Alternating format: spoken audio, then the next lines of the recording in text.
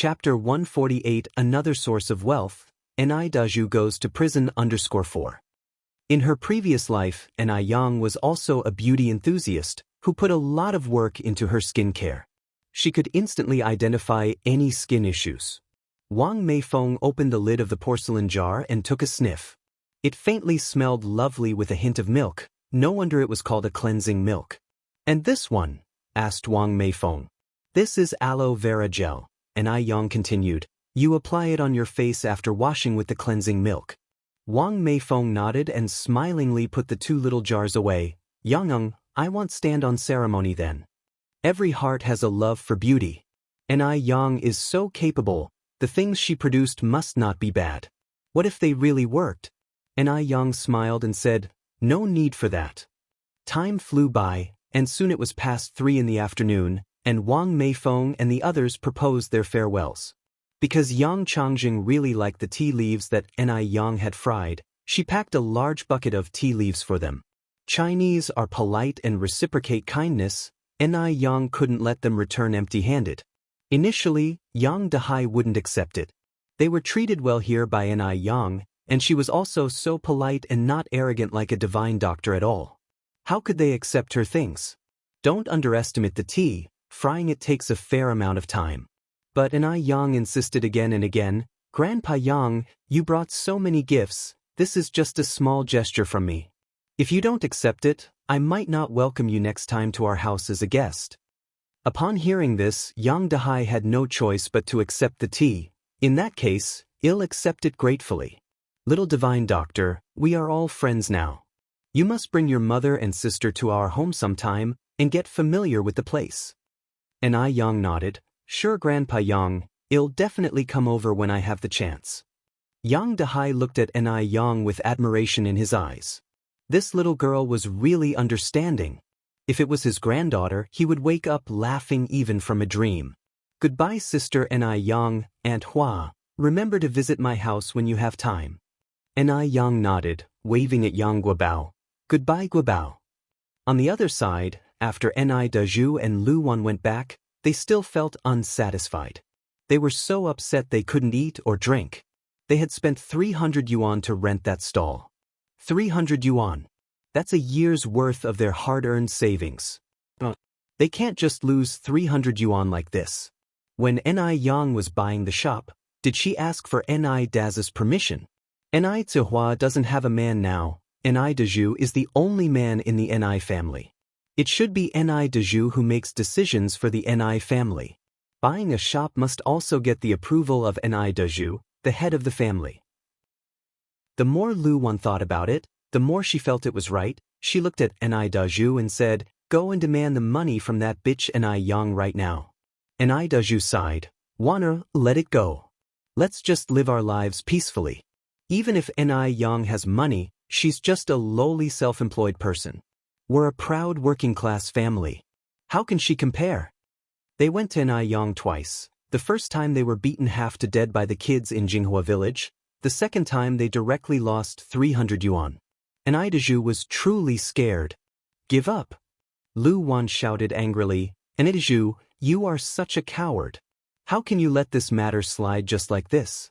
Ni Yang doesn't have a father and Ni Zihua doesn't have a man. You are the only man in the Ni family now. It's justified that Ni Yang gives you money. Go now." "Where do I go to ask for money? Wana, have you forgotten what happened to us in Jinghua village?" Ni Daju asked. Although what Lu Wan said made sense, Ni Daju, not fully recovered from his injuries, was still deeply afraid of Jinghua village. "Go to the new shop that bitch just bought." Lu Wan continued, "Demand that she gives us at least 10,000 yuan every month. If she refuses, smash her shop and ruin her business." If Ni Yang won't let them live comfortably, they won't let Ni Yang live comfortably either. If worst comes to worst, they'll fight till the bitter end. She doesn't want to give them money? No way.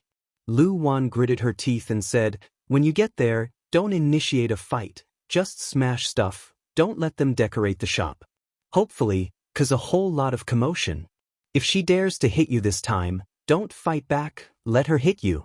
If she really causes any harm, Our whole family will squat in her shop and let her take care of you in your old age. Well, drag till she collapses. Chapter 149 Another Source of Wealth, Daju goes to prison _5. It's exceedingly hard for even government officials to resolve domestic disputes. Yang's going to try reasoning with them? Impossible.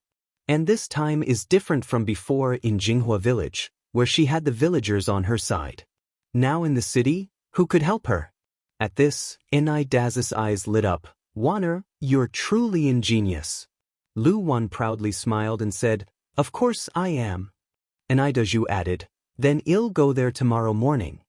All right, Lu Wan nodded, I'll come with you. The next morning, Daju and Lu Wan went to Yang's newly purchased shop. Upon their arrival, workers were busy renovating the place. Without uttering a word, Daju snatched a wall-scraping knife from a worker's hand and flung it onto the ground, scattering the sand and cement across the entire room. Instantaneously, the place descended into chaos.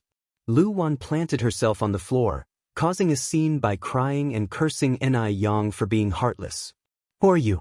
One of the workers grabbed Dazu's wrist and angrily asked, What do you think you're doing? The other workers rolled up their sleeves, ready to fight.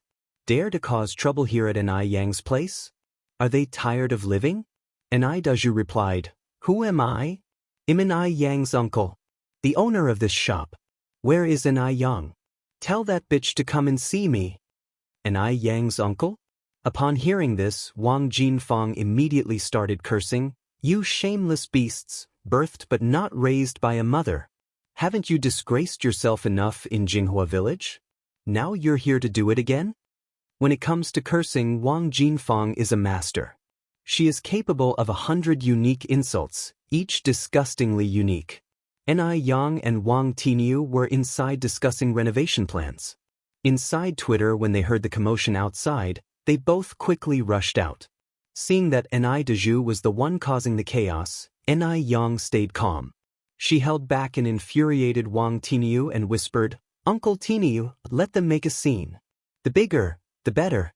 Please tell Aunt Jinfang not to interfere, and could you also make a trip to the police station? Daju cannot carry on like this. There must be an end to this matter. Yang was profoundly relieved that this incident drama didn't take place on the day of opening. Wouldn't that be a disaster? Hearing this, Wang Tinyu instantly understood Yang's intention and immediately ran outside. He whispered something to Wang Jinfang, who was about to roll up her sleeves and confront the pair. Wang Jinfang then chuckled and reluctantly let down her sleeve. After speaking, Wang Tinyu quietly left the shop, while Wang Jinfang relayed Wang Tiny's words to the others at a low volume. Oblivious to the situation, the others carried on with their work, paying no mind to Daju. Upon seeing this, Daju assumed that they were scared by his relation to Yang and grown even more arrogant. He rolled up his sleeves and smashed everything in sight to smithereens. Once the chaos outside had escalated to a reasonable degree, Yang calmly stepped out. Daju, what on earth are you doing? Yang asked, enraged, Do you not realize that your actions are illegal? Illegal? Daju arrogantly responded, How could it be illegal to destroy one's own property? Bitch, since you've disowned us, don't blame us for being ruthless. If you don't give us money today, don't dream of renovating this shop. His own property? Yang subtly smirked. How brazen of Daju to make such a claim. How disgusting. Yang looked at the entrance and continued, How much are you trying to extort from me? This ungrateful bitch Yang is finally scared. If she had acted like this sooner, wouldn't there be much less trouble? Daju ignored Yang's words. Brimming with confidence, he said, 10,000. And you will have to give us 10,000 yuan every month from no one. Just thinking about becoming a man of 10,000 yuan made Daju ecstatic. That's extortion. It's hooligan behavior.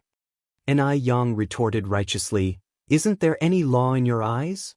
Daju then arrogantly replied, In the Ni family, I am the law. If you don't pay me today, I'll tear this shabby shop apart. I'll make sure you can't do business. He's the law? that's quite ambitious. As soon as he finished speaking, Wang Tinio led several policemen into the shop in single file. And everything that Ni Dezhu shamelessly claimed was heard by the police. Officer, Wang Tinio pointed at Ni Dezhu and Lu Wan, it's them. They're causing trouble, extorting money. They've even destroyed so many things here. Chapter 150 Another Source of Wealth, Ni Dezhu goes to prison _6. Ni Dezhu and Lu Wan were stunned. They didn't expect the police to suddenly show up. The cold steel handcuffs were placed directly on Lu Wan and Ni Dezhu. You two are currently suspected of damaging private finances, provoking troubles, and extortion crimes. Please come with us immediately. During the crackdown, if these charges were confirmed, they would face prison. Lu Wan cried for innocence. Officers, it's a misunderstanding. We didn't do anything wrong. It was just a family dispute. This girl, Ni Yang, my husband Ni Dezhu, is her uncle. We were just having fun with her. Uncle? An uncle can commit extortion? Stir up troubles? Damage others' property? Do you have no respect for the law anymore? Framed? Just horsing around? Made such a mess of somebody's store and still have the nerve to claim it was a form of entertainment? Really thought them, the police, as blind and deaf? Ni Yang came forward and said, Officers, my name is Ni Yang, the owner of this shop. My mom was an orphan since she was young. She doesn't have any siblings at all.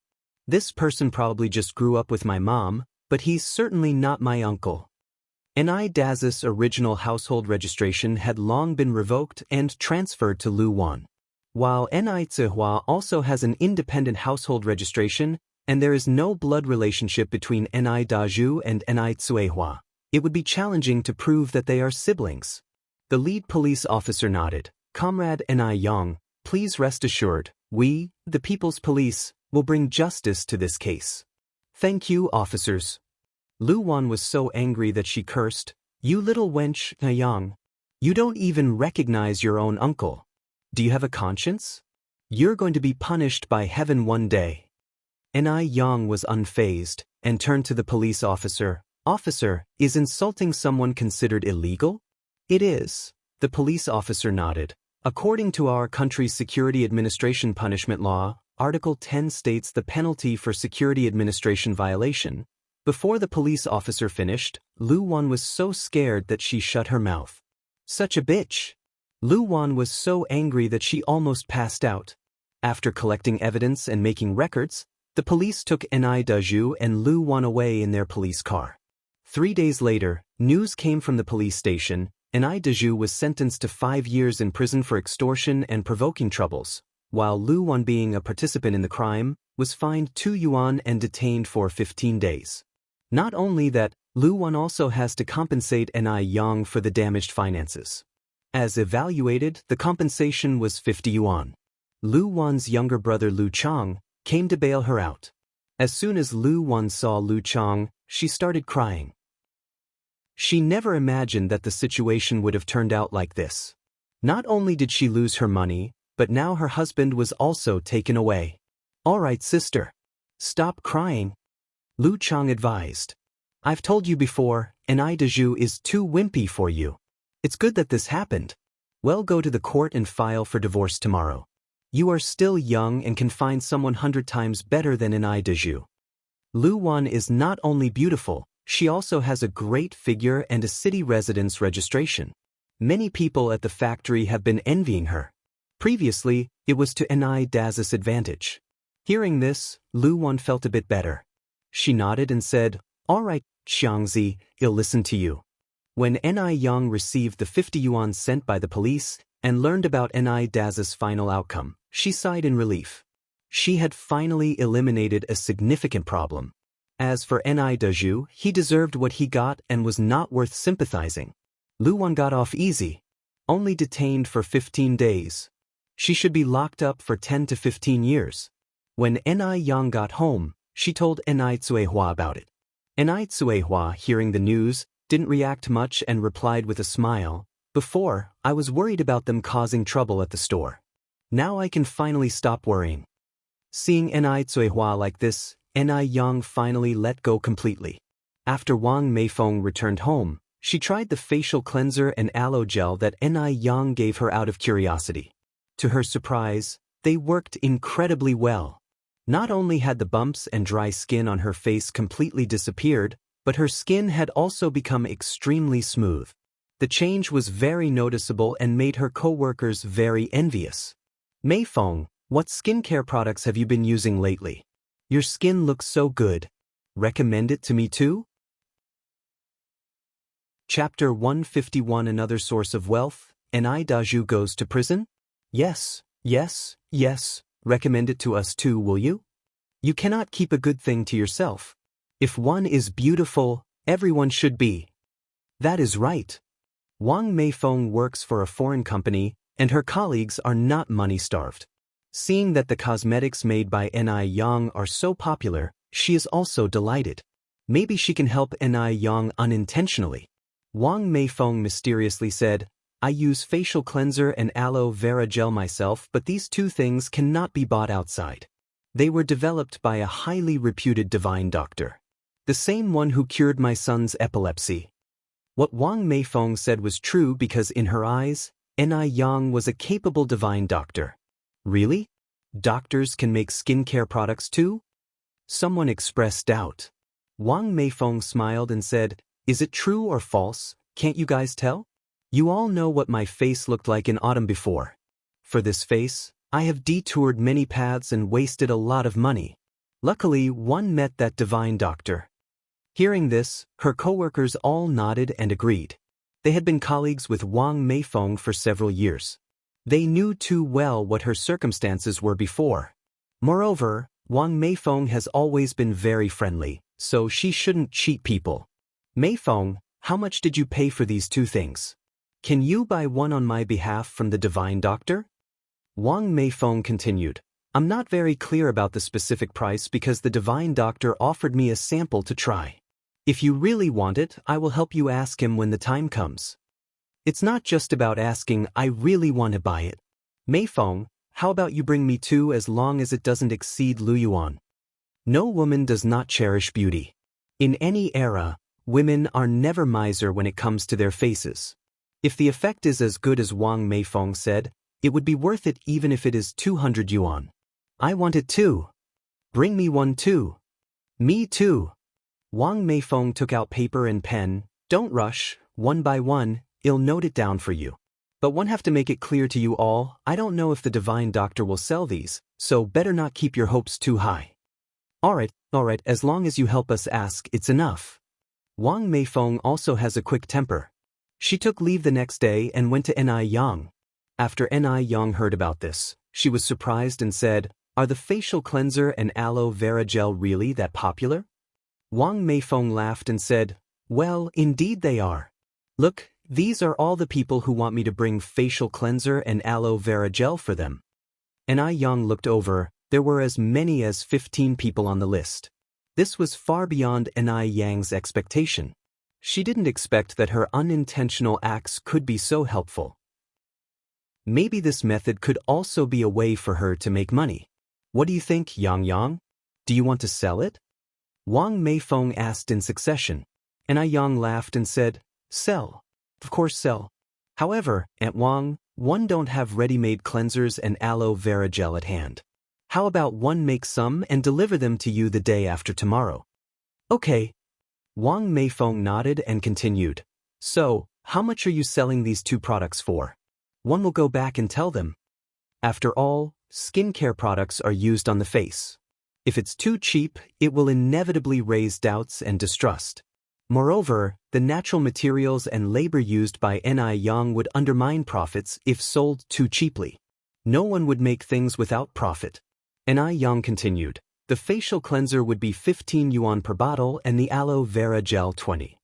Upon hearing this, Wang Meifeng was surprised and said, Yang, are you sure you want to sell it at such a cheap price?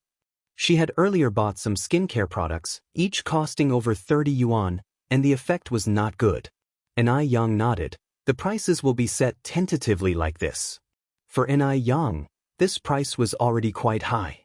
If she could cement a place in the market and keep the sales steady, it would earn much more than selling pickled vegetable noodles.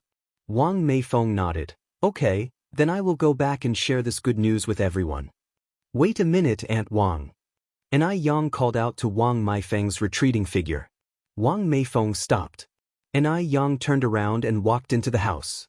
After a moment, she handed over the remaining cleanser and aloe vera gel in her home to Wang Meifeng. Here, take this. Wang Meifeng took the cleanser and aloe vera gel, took out money from her bag, and handed it to An I Yang. She had already taken it for free once. She certainly couldn't take it for free this time. An I Yang smiled and declined. Aunt Wang, don't you treat me this way, it's disparaging. You helped me so much this time. According to reason, I should be paying you for promotion. Wang Meifeng laughed and said, Yang, by saying this, you are treating me as an outsider. If such good skincare products are available, even if one didn't know you, I will help with the promotion. Good things should be shared by everyone, right? How can it be exclusive only for me? An I Yang said further, if you really treat me as one of your own, stop talking about money and put it back. With no other choice, Wang Meifeng had to take her money back. After sending Wang Meifeng away, An I Yang greeted An I Zehua and rode her bicycle to the market. Now that she has decided to sell cosmetics, of course, she needs to be prepared with the right containers. The bottles for skincare products don't need to be fancy, plain-looking ones will do. So An I Yang chose transparent glass bottles. The bottle cap was made of wood and looked very refreshing. If this path can be followed successfully, An I Yang plans to customize a batch of exclusive bottles from the factory in the future. After buying the bottles, An I Yang went to buy equipment for making distilled water. All these things cost her a total of 15 yuan. After returning home, An I Yang bought a large bucket of fresh milk from Zaihua's home. Fresh milk is not expensive. A large bucket weighing 5 kilograms costs only 5 yuan. 5 kilograms can make a lot of facial cleanser. After preparing all the things, An I Yang began to peel the aloe vera. An I Zehua came over and said, Yang, let me help you. Just remove the skin of the aloe vera and slice it, right? An I Yang looked up and said, Mom, you don't need to help here. You can take care of my sister. An I Zehua said, No problem, your sister is asleep. The mother and daughter worked together, and the work efficiency was much higher. In a short while, a large amount of aloe vera was peeled. At the Mo family, these days, Mo Hudi's condition has become more and more serious, and old lady Mo is increasingly anxious. She hopes to see the divine doctor from Jiangnan who was mentioned by Xianxia. However, the divine doctor from Jiangnan has not yet appeared. Seeing Mo Hudi's painful appearance, old lady Mo couldn't help crying. At this time, a servant's voice echoed in the room, Old lady, Miss Xianxia is here. Xianxia is here. Old lady Mo's dim eyes instantly filled with hope. Chapter 152, Smartly Slapping the Face. Never give up treatmenty. Li Xianxian looked stunning today, dressed in a white lace-patterned top and a form-fitting black pencil skirt. Her long black hair was dyed to a honey brown and styled in large curls that tumbled over her shoulders, giving her a mature and sexy look. She was at the forefront of fashion, far ahead of anyone in this era. Now, everyone in her circle and her classmates were emulating Li Xianxian's style. Grandma, how has Xiaodai been doing recently? Li Xianxian approached and asked with concern. Madame Mo sighed deeply. Don't worry, Grandma. Li Xianxian walked over, resting her hand on Madame Mo's shoulder. I came here today to bring you good news. Good news? Madame Mo turned to look at Li Xianxian. Have we heard from the divine doctor of Jiangnan? The divine doctor of Jiangnan was Madame Mo's only hope. Li Xianxian nodded. Yes, the medicine sent by the divine doctor has arrived. Really? Madame Mo gasped in surprise. Yes, Li Xianxian nodded. Why would I lie to you? Look, this is it. With that, Li Xianxian pulled out 2 small red porcelain bottles from her bag. Grandma, this medicine needs to be taken 3 times a day, 1 pill each time. In less than 3 days, Xiaodai will improve. Once Xiaodai gradually recovers, we can have the divine doctor come over for a follow-up visit. All right, Madame Mo nodded, her face filled with gratitude. Xianxian, on behalf of Xiaodai, thank you. You are truly a benefactor to our Mo family. As she spoke, Madame Mo burst into tears.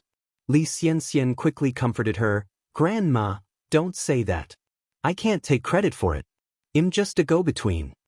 Although she said she was just a go-between, not anyone could manage this feat. The divine doctor of Jiangnan was renowned for his exceptional medical skills and eccentric personality, and he usually refused patients with the surnames Yang and Mo. Who else could persuade him to break these rules? Perhaps only Li Xianxian could do that. Madame Mo continued, in any case, Xianxian, you are indeed a great benefactor to our Mo family. Li Xianxian laughed. Grandma, don't do this. You're making me blush. Let's give Xiaodai her medicine. All right, Madame Mo turned to her housemaid. Mrs. Lin, get some warm water. Of course, madam. Mrs. Lin promptly brought a cup of warm boiled water. I'll do it, Mrs. Lin. Li Xianxian gently took the cup from her hands and walked over to Xiaodai's bedside, ready to administer the medicine. She moved gently, carefully helping Xiaodai sit up. Come on, Xiaodai, let's take our medicine.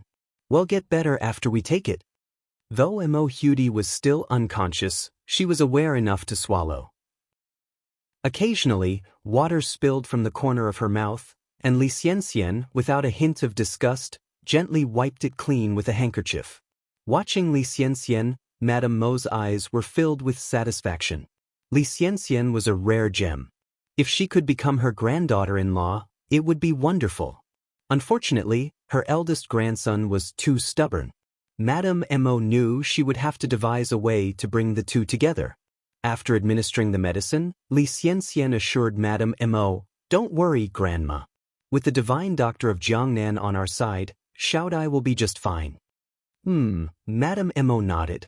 Li Xianxian admonished, also, Grandma, the divine doctor said that Xiaodai can't be exposed to sunlight or wind while she's taking this medicine, so the windows need to be closed. We need to be cautious when coming and going. All right. Madame Mo immediately ordered someone to close all the windows. Li Xianxian continued, also, besides protecting her from the wind, she also needs to follow a strict diet. She can't have spicy, greasy, or fragrant food. Madame Mo noted everything down. Having given all her instructions, Li Xianxian then asked to leave. Upon hearing that Li Xianxian was leaving, Madame Mo stood up and said, Why the rush to leave? Li Xianxian smiled. I have business to attend to at the base this afternoon. I'll come to see you when I'm free. Madame Mo stood up to accompany Li Xianxian to the door. Li Xianxian, ever considerate, said, Grandma, don't worry about seeing me out. I know my way around here better than my own home. Madame Mo held Li Xianxian's hand, saying reluctantly, Xianxian, remember to visit me often when you have the time.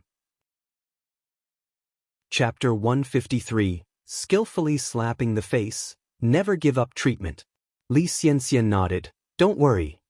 Although Li Xianxian had insisted no need for farewell, old lady Mo still escorted her downstairs. Watching the retreating figure of Li Xianxian, housemaid Lin sipped in awe. Old lady, Miss Xianxian is such a good girl.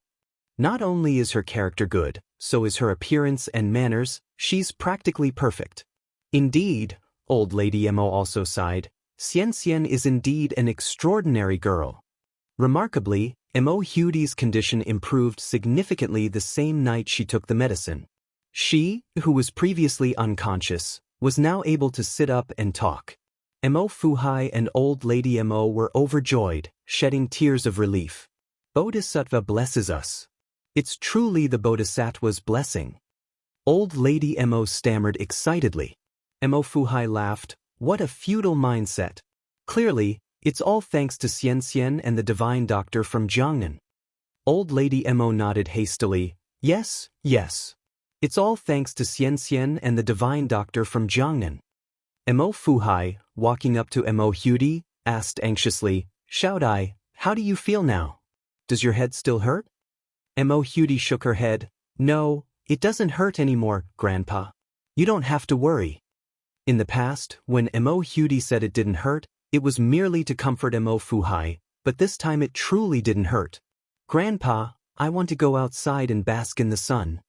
Mo Hudi added. Before Mo Fuhai could nod in agreement, Old Lady Mo said. Shout I, the divine doctor said you can't be exposed to the wind or sunlight now. How about we take you out after you've fully recovered? Mo Hudi nodded and continued, Grandma, I want to eat meat. Mo Hudi was truly craving for meat. After being bedridden for over a month, her diet mostly consisted of noodles and porridge, easily digestible foods. She had nearly forgotten the taste of meat. Hearing this, Old Lady Mo's heart ached, wiping away her tears. The Mo family were wealthy, even their servants could eat meat in their 3 meals a day. But for Mo Hudi, eating meat had become a luxury. The poor girl. Choking back tears, Old Lady Mo said, Good girl, you can't eat meat right now. Once you recover, I'll let you eat as much as you want. Mo Hudi dutifully wiped away Old Lady Mo's tears. Grandma, don't cry.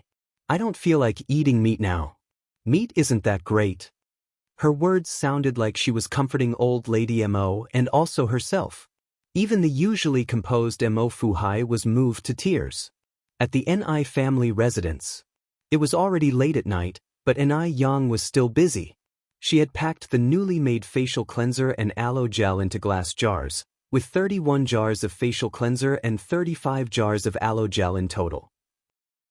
The facial cleanser was milky white, while the aloe gel was a pale, jelly-like substance. Arranged in jars with round wooden stoppers, they looked particularly attractive, not unlike those high-end skincare products in later generations. Omitting the labor cost, these products had cost nearly 20 yuan in total. Selling a single jar of aloe gel would cover the cost, and this time, she had 15 pre-orders. Each order was for a jar of facial cleanser and a jar of aloe gel, totaling 35 yuan. 15 orders meant a total of 525 yuan. The thought of how a day's effort could rake in so much money made Ni Yang tireless. Her spirits were high. If she could open up the market for domestic skincare through this endeavor, that would be even better. In her prior world, famous skincare brands like SKII, Lamer, Ferma, Lancome, Helena, and so forth all originated from overseas. Domestic skincare products could hardly compete within the country. Unscrupulous merchants, in order to make money and save costs, would often substitute inferior chemical substances for natural ingredients. This led to tragedies like ruined skin and glow-in-the-dark face masks, gradually eroding the public's trust in domestic skincare products.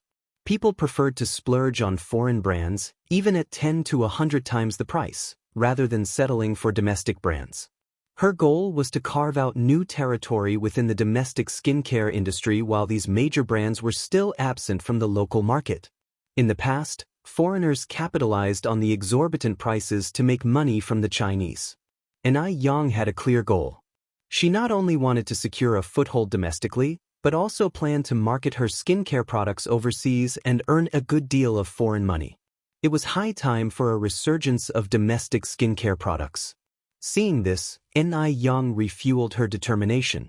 As it was now autumn, she didn't need to store these skincare products in the fridge. A cool, dry place would suffice. Chapter 154, Skillfully Slapping the Face. Never give up treatment. As having sorted through the skincare products, Ni Yang went back to her room to sleep. The next morning, Ni Yang was awakened by the scent of delicious food. Usually, Ni Yang would prepare breakfast, but Ni Zuihua, seeing that her daughter was not getting enough sleep, would get up early to prepare breakfast. All Ni Yang had to do was to prepare Mrs. Mo's meals the night before.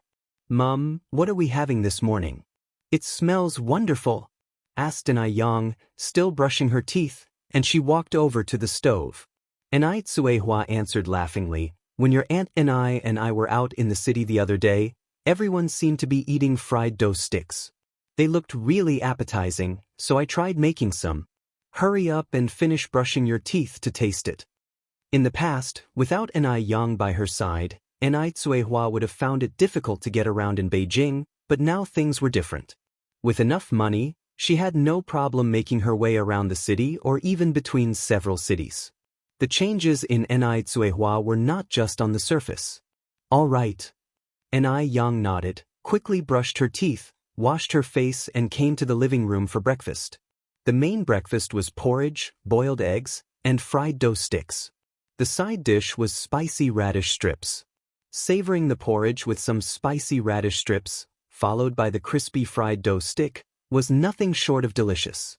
Ni Quihua's cooking skills were quite good. She controlled the heat of the dough sticks just right. They tasted crispy and fluffy, leaving a lingering fragrance after bites, and the spicy radish strips perfectly balanced out the greasiness of the fried dough sticks.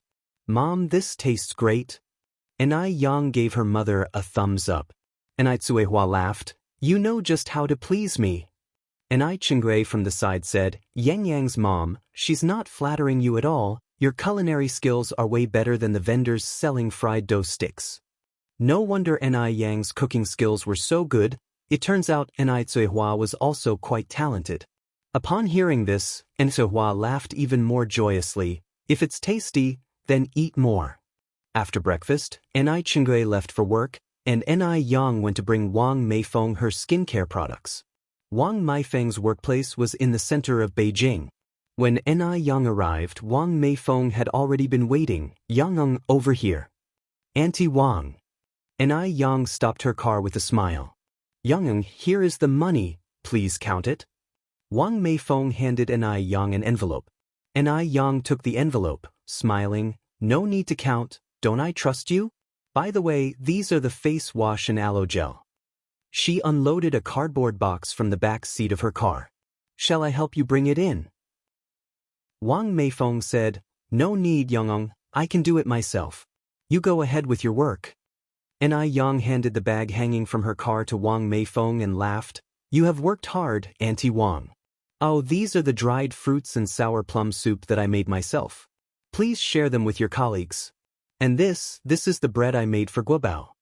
Before even opening the package, a mouth-watering aroma filled the air. Feeling uncomfortable accepting Ni Yang's gifts for no reason, Wang Meifeng insisted that these were not a big deal to her.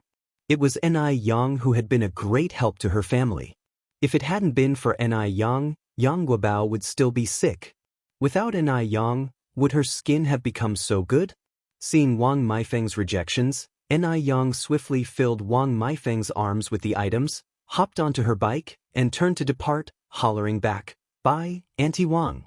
Wang Meifeng chuckled and shook her head. This child. Back in her office, Wang Meifeng put aside the things that Ni Yang had given for Yang Guobao. She then distributed the skincare products along with the dried fruits and sour plum soup to her colleagues. "Wow, Meifeng, this sour plum soup is incredible. Where did you buy it from? The dried fruits are also good.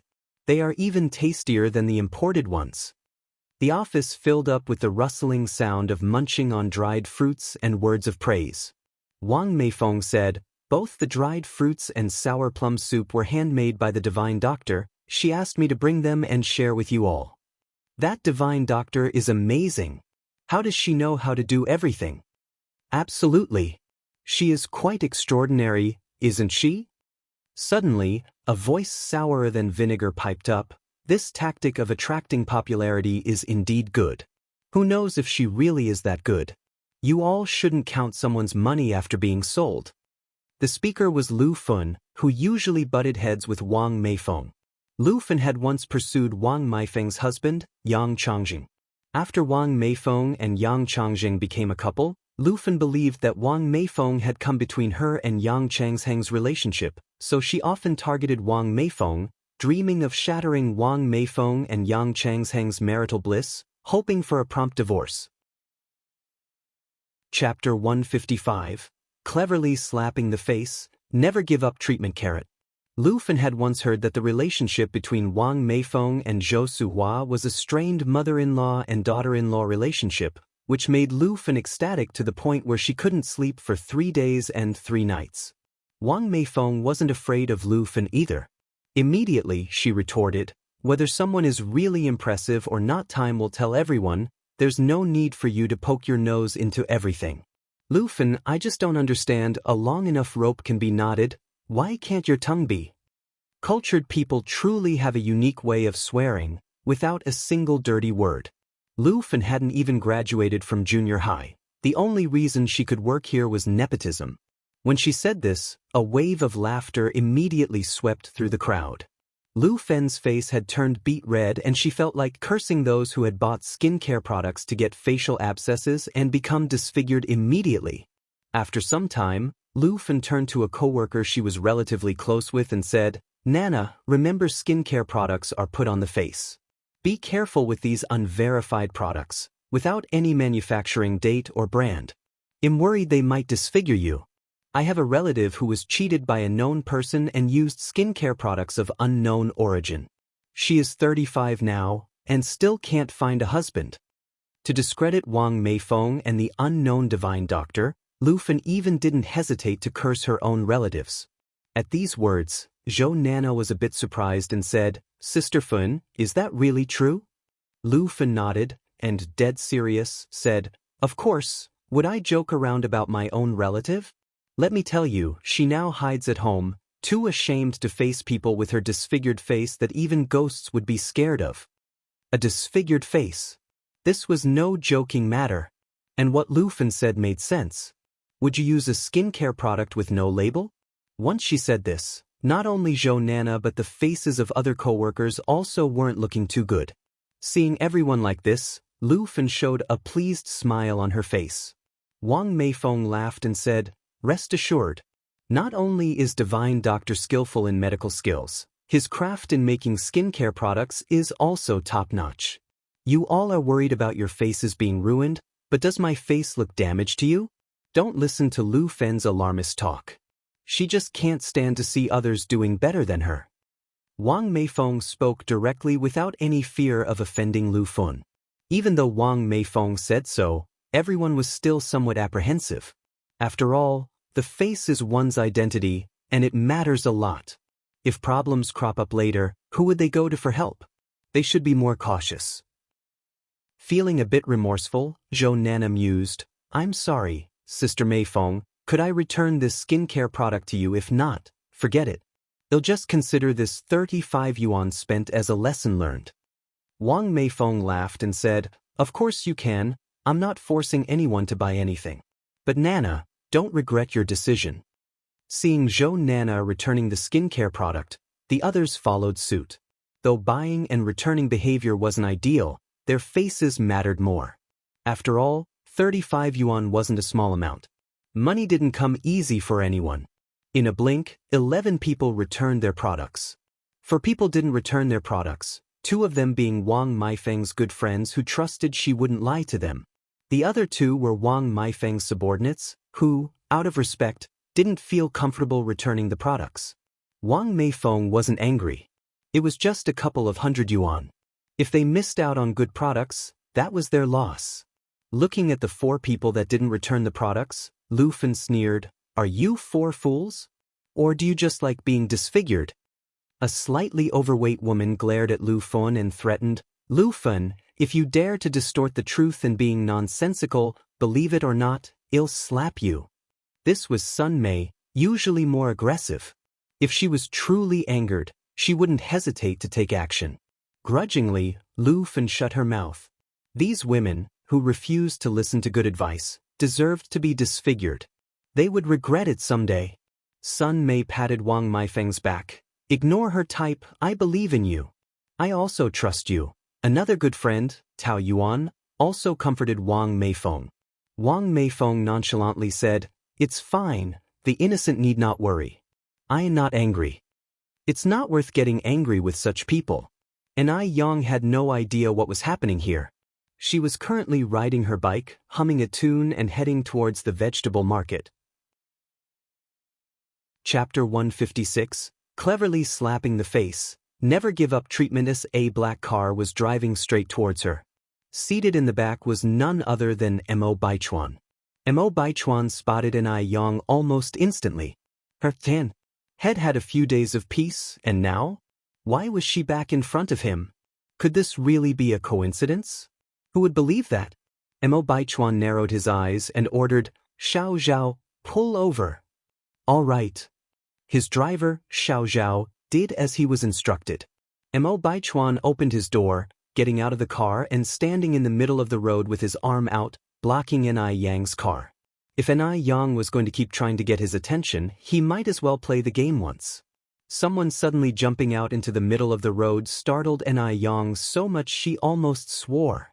Her fast reaction was the only thing that saved her from hitting him. Are you insane? Yang looked up furiously to indeed see a madman. Mo Baichuan. Yang, tell me, what's the point of all this? Mo Baichuan glared coldly. I'll tell you straight, no matter what you do, I'll never be attracted to someone like you. Even if Yang has the face of Su Daji, he isn't King Zhou of Shang. Yang picked at her ear disbelievingly. What did you say? Mo Baichuan continued. Did you not understand me? I'll repeat it for you then. I will never be attracted to a scheming woman like you. Yang laughed out of pure frustration. She had been on this earth for 2 lifetimes, and she had never met another as narcissistic and shameless as Mo Baichuan. Yang took a deep breath, pulled the watch out of her pocket, and shoved it into Mo Baichuan's hands. Thank you for promising never to be attracted to a conniving woman like me. Hey, race your watch, and please stay out of my sight in the future. You might enjoy it, but I, the scheming woman, have a strong sense of hygiene. She deliberately emphasized the word strong sense of hygiene. And delusion is an illness that needs treatment. Before Mo Baichuan could react, Yang pulled out a 1-cent note and placed it in Mo Baichuan's hand. You're still young, don't ever give up on getting treatment. Consider the money my good deed for the day. Yang had initially planned to give him a bigger note, but upon second thought, she decided that Mo Baichuan wasn't worth wasting it on. A cent was more than enough. If there were even smaller amounts, she wouldn't have given him a cent, leaving her parting words ringing in the air. Yang didn't wait for Mo Baichuan's reactions. She hopped onto her bicycle and left. Mo Baichuan was on the verge of exploding with rage. His handsome face seemed to have a layer of frost, sending chills down your spine. What did Yang mean by all this? Was she doing the exact opposite of what he expected? For the first time, Mo Baichuan was infuriated not once, but 3 times by the same woman. Daring. She was so daring. The 1-cent note in his hand was crumpled into a ball by Mo Baichuan. His knuckles turned white from clenching his fist. This was the first time he'd ever been this angry. No woman he'd met would dare behave anything less than a docile kitten around him, yet Yang was acting like a hedgehog. One day, he would expose her true face. Through the car window, his driver, Xiaoxiao, seemed to see a familiar scene. It seemed that only Yang had the ability to make Mo Baichuan lose control. Xiaoxiao couldn't muster the courage to approach Mo Baichuan, and could only sit stiffly in the car. With the arrival of chilly autumn wind, the weather had begun to turn cold. So tonight, Yang planned on cooking grilled fish. Due to the weather, fish and shrimp were no longer available from local ponds, so she went to the vegetable market. She bought a catfish, along with some bean sprouts, tofu skin, and kelp to accompany it. After finishing her grocery shopping, Yang visited the hardware store to buy a pan for grilling fish. However, after a thorough search, she couldn't find a pan similar to the one she had had in her previous life. So, Yang explained what the fish grilling pan looked like to the shopkeeper. The shop owner replied with a smile, "We don't have the kind of pan you're looking for, but we do have another that won't stick to the fish." Yang asked, "Could you please show it to me?" In a brief moment, the shopkeeper presented her with a round stainless steel pan, quite similar to the pancake griddles, but without a long handle, just 2 knobs. It could work. Then Yang asked, "I'll take this one then. How much is it?" Chapter 157, Cleverly Slapping the Face, Never Give Up Treatment _6. 8 yuan. The boss must really think she's a kid to mess around with. An old pot that hasn't sold for over 800 years and he wants to sell it for 8 yuan? Yang laughed and said, "Boss, quit joking, I'm serious about buying. I'll take it for 1 yuan and 50 cents. The boss replied speechlessly, "Young lady, you're the one who's joking. A pot worth 8 yuan for 150? This pot is the most sought after this year. If you come any later, you might not be able to buy it." Yang said, "I've never seen any sought-after item that has been stored in the warehouse for several years and not sold. If you don't really want to sell it, then I'll leave you alone." With that, Yang turned and left. Seeing that Ni Yang had walked several steps and had no intention of turning back, the boss immediately shouted, "Young lady, come back. Come back quickly. I'll sell it to you for 150. Although 1 yuan and 50 cents wouldn't make much profit, it was better than it rotting in the warehouse and turning into a piece of waste. She originally thought that this young lady was easy to fool, but she never expected that this young lady was very shrewd. Successfully buying a pot and groceries, Ni Yang returned home. When she returned home, it was after 5 in the afternoon, just in time to cook. Ni Zihua was washing vegetables, while Ni Yang went to start a charcoal fire to grill fish. The grilled fish had to be grilled with charcoal fire to be authentic. Grilling in a bread oven would definitely not work. So Yang started a charcoal fire in the stove, split the fish in half and skewered it on a bamboo stick, and started grilling. Before long, there was a sizzling sound in the air. After seeing the fish oil come out, she started adding chili powder, cumin powder, table salt, and other spices. After all the spices were added, a distinctive barbecue aroma came out.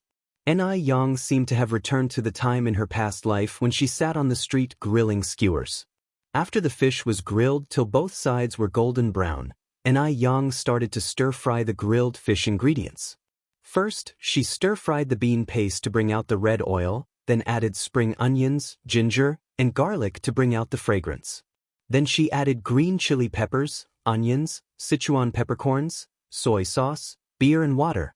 After it was boiled on high heat, she poured the red soup over the grilled fish. Instantly, an enticing aroma filled the air. The fragrance of cumin, the spiciness of the red oil, and a sprinkle of cilantro as decoration, a look and taste-appealing grilled fish was ready. Ni Yang brought the grilled fish to the table and lit the small stove. Immediately, the red oil soup in the grilled fish started to boil and the aroma became even stronger. At this time, she added the side dishes and you could eat while dipping in the soup. When Ni Chingui walked in, he was immediately shocked by this enticing aroma. "Yang, what are we eating today? It smells so good." Ni Yang smiled and said, "Ni aunt, we're eating grilled fish today." Ni Chingui had had braised fish, steamed fish, sour fish, and even sashimi, but he had never had grilled fish. No need to think about it, he knew this taste must be amazing. Upon hearing this, Ni Chingui couldn't wait and said, "I'll go wash my hands."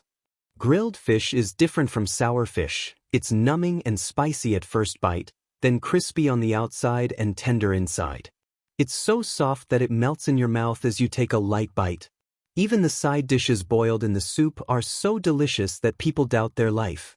After finishing a pot of grilled fish, the soup left in the pot can be eaten with several bowls of rice. Why can fish be made so delicious? Ni Chingui was almost crying. "Yang, I have nothing else to say. Just 2 words, phenomenal." Ni Chingui held a thumbs up to Ni Yang. Ni Yang laughed and said, "It's good that you like it, Ni auntie." Although Ni Zuehua didn't say anything, she was equally shocked. She thought the sour fish was already delicious. To her surprise, the taste of this grilled fish made it irresistible. In comparison, she felt that the food she used to eat at the Mu family was not even as good as pig's food. After the meal, Ni Chingui finally had the chance to discuss something important. "By the way, Yang, 2 of my colleagues want me to buy your aloe vera gel and facial cleanser for them. Do you sell those?" The results of the facial cleanser and aloe vera gel that Ni Yang made were incredibly good. Not only could it make the skin smooth, but it also made the skin more elastic and made their skin look rejuvenated. This caused wherever she went, people would ask her what brand of skincare she was using. "Of course I sell it." Ni Yang nodded. Ni Chingui asked again, "How much are they?" Ni Yang replied, "The facial cleanser is 15, and the aloe vera gel is 20. Chapter 158, Skillfully Slapping the Face, Never Give Up Treatment. 7 bottles for 35 yuan really isn't expensive. After all, these skincare products work so well. Ni Chingui then said, "Then get me 2 sets, no, 3 sets, I need a kit too." Ni Yang had given her some last time, which she had nearly used up.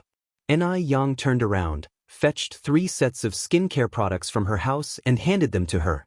Ni Qinggui took out 105 yuan from her pocket and gave it to Ni Yang. Ni Yang took out 35 yuan and returned it to Ni Qinggui. And Ni, you've helped me promote my skincare products and even sold 2 sets for me. How can I take your money?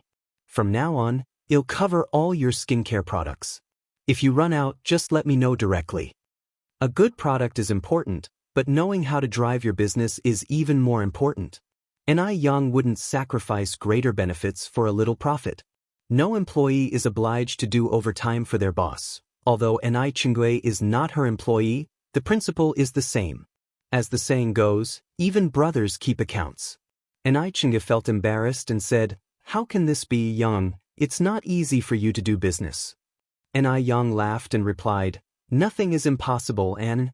Please take it at ease, we're family, you've always taken great care of me. If you don't accept this, it would really be alienating." Ni Yang gave her word, leaving Ni Qinggui no choice but to accept. At the same time, she decided to herself that she would definitely help Ni Yang promote her skincare products more in the future. Meanwhile, when Sun Mei was washing her face in the evening, she noticed the clear glass jar on the sink. Although in the daytime she firmly stated that she trusted Wang Meifeng, this was after all a matter concerning her own face. What if, really like what Lu Fen, that harbinger of doom, said? Between using it and not using it, she hesitated for a long time. Eventually, she decided to take a risk and give it a try. What if it really works like magic? She refused to believe that Wang Meifeng, an old acquaintance, would harm her.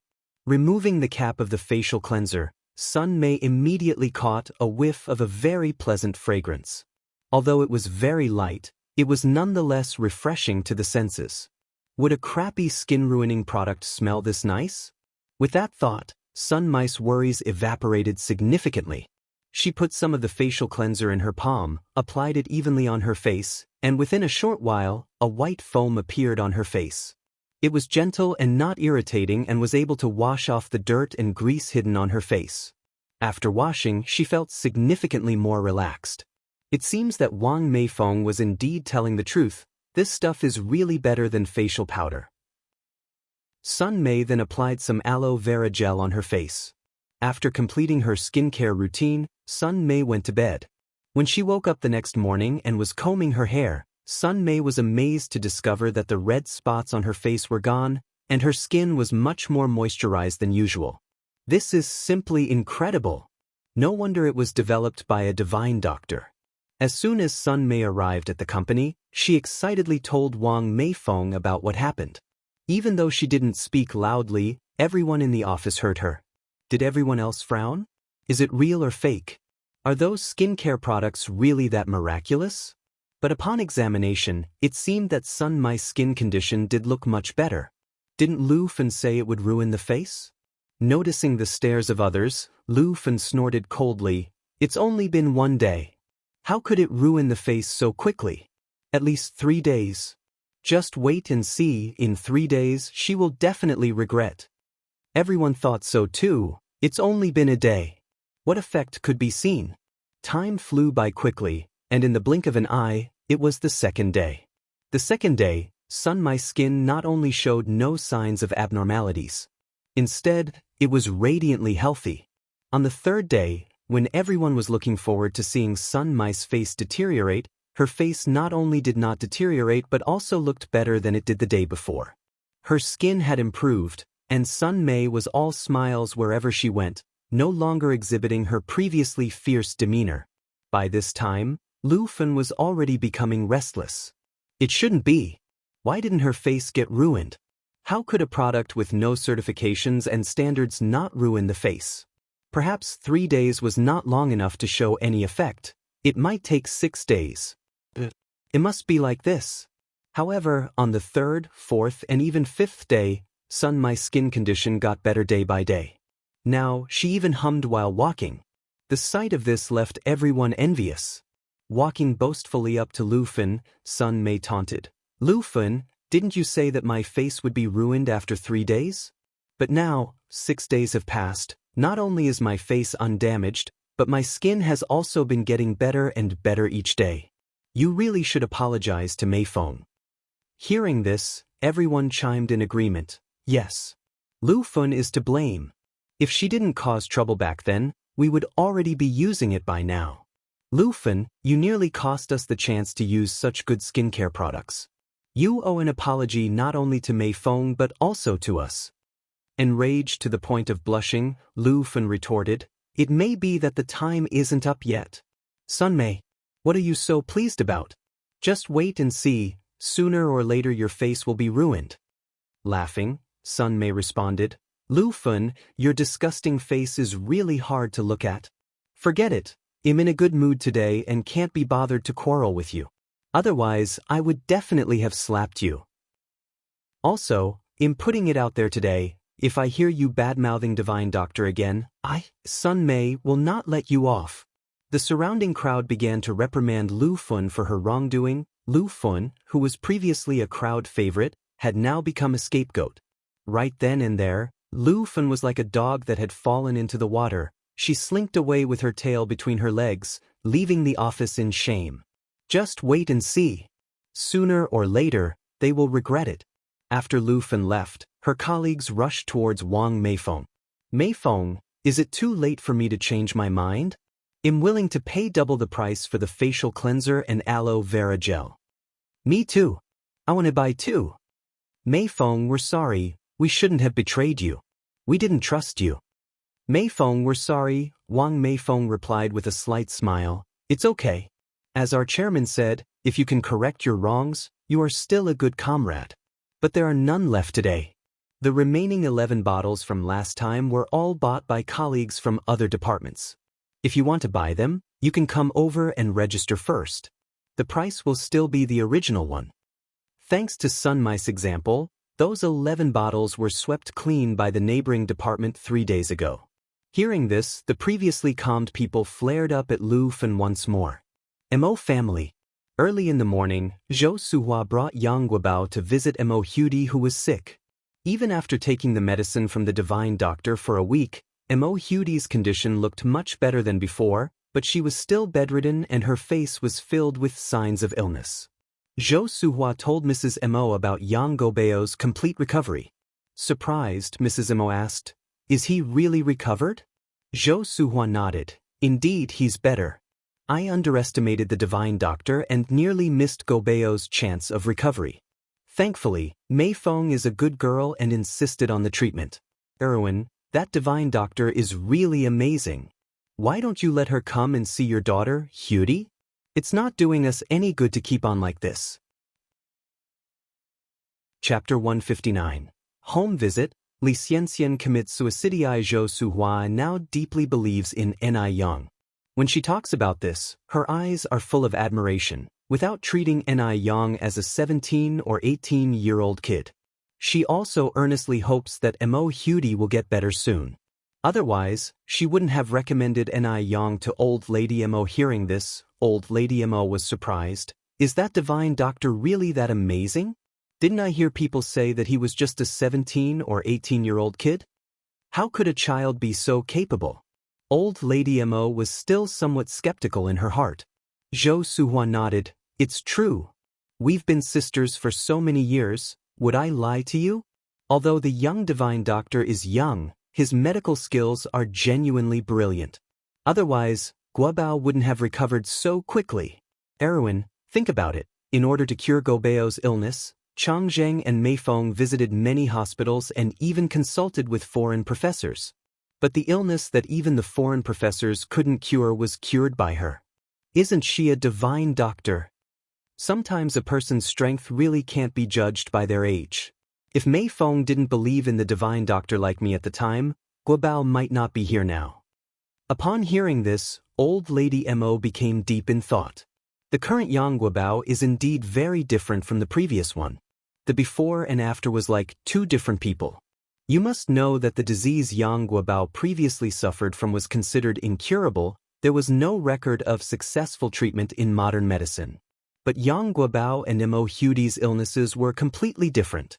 Could that Divine Doctor really cure Mo Hudi as well? Old Lady Mo hesitated for a moment, then said, "Actually, Xiaodai's condition has improved somewhat recently after taking the medicine prescribed by that Jiangnan Divine Doctor.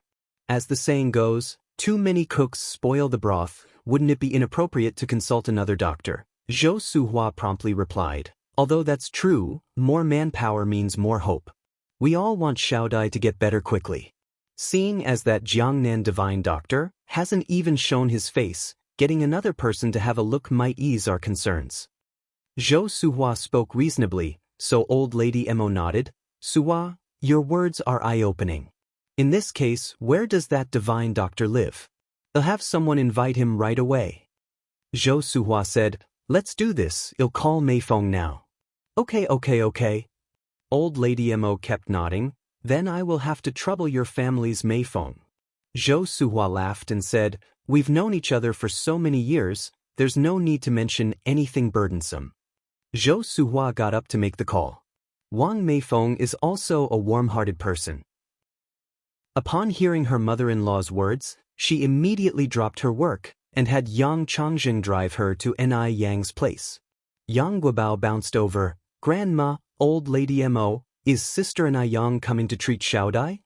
Zhou Suhua nodded. Yes, your dad and mom have already gone to pick up your sister Ni Yang. Yang Guobao cheerfully said, that's great. Sister Ni Yang will surely cure Xiaodai. After that, Yang Guobao ran to the bedroom to bring this good news to Mo Hudi, who was lying in bed. The servant quickly shut the door, fearing that even a little wind would come in. Yang Guobao ran to Mo Hudi's bedside, excitedly saying, Xiaodai, let me tell you, Sister Ni Yang is really amazing. When he said this, his eyes were nearly sparkling. Mo Hudi weakly said, really? Yang Guobao nodded, it's really true. Look how well I look now. It's Sister Ni Yang who cured me. Xiaodai, don't worry, Sister Ni Yang will definitely be able to cure you too.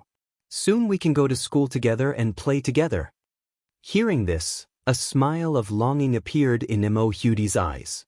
It was a desire emanating from the depths of her heart. It was also the redemption of a deeply ill person. Just then, there were footsteps outside the door again. Old Lady Zheng and Miss Xianjing are here. The servant pushed open the door from outside. Zheng Xianjing supported Old Lady Zheng into the room, and the coughing sound of Old Lady Zheng accompanied them. Old Lady Mo, seeing Zhou Suhua, Zheng Xianjing exclaimed in surprise, oh, Old Lady Yang is here too. Xianjing. Zhou Suhua greeted her with a smile. Zheng Xianjing was a sweet and pretty girl who performed well in her studies. She was quite liked by the elderly folks. Chapter 160, Home Visit, Li Xianxian commits suicide _2. After everyone was settled, Mrs. Zheng asked, Erwin, I heard that Xiaodai has improved significantly after taking the medicine Xianxian sent over. Is that true? Madame Mo nodded. Yes, Xiaodai has indeed improved a lot thanks to Xianxian. But later, a divine doctor will be coming to check on Xiaodai. Is it that divine doctor from Jiangnan? Mrs. Zheng continued to ask.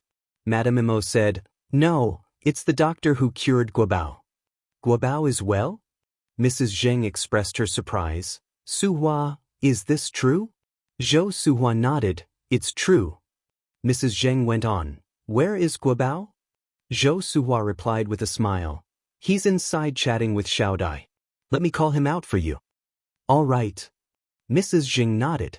Shortly after, Zhou Suhua brought Yang Guobao out from the room. Hello, Granny Zheng and Sister Xianjing, Yang Guobao greeted politely. Come here. Let me take a good look at you, Mrs. Zheng summoned Yang Guobao. Yang Guobao approached. Mrs. Zheng first felt Yang Guobao's forehead and then his hands, pausing for a long while before confirming, he's cured. He's truly cured. In a sick person, it's normally cold at the root of the nose and the acupuncture point in the middle of the palm. However, those points in Yang Guobao were no different from a healthy person's. Granny Zheng, of course I'm cured, Yang Guobao said proudly. My sister Ni Yang is very awesome. Sister Ni Yang? Mrs. Zheng was somewhat puzzled. Zhou Suhua from his side explained. Sister Ni Yang is the divine doctor who cured Guobao. Oh. Mrs. Zheng nodded. Then Yang Guobao continued to say, let me tell you, Granny Zheng.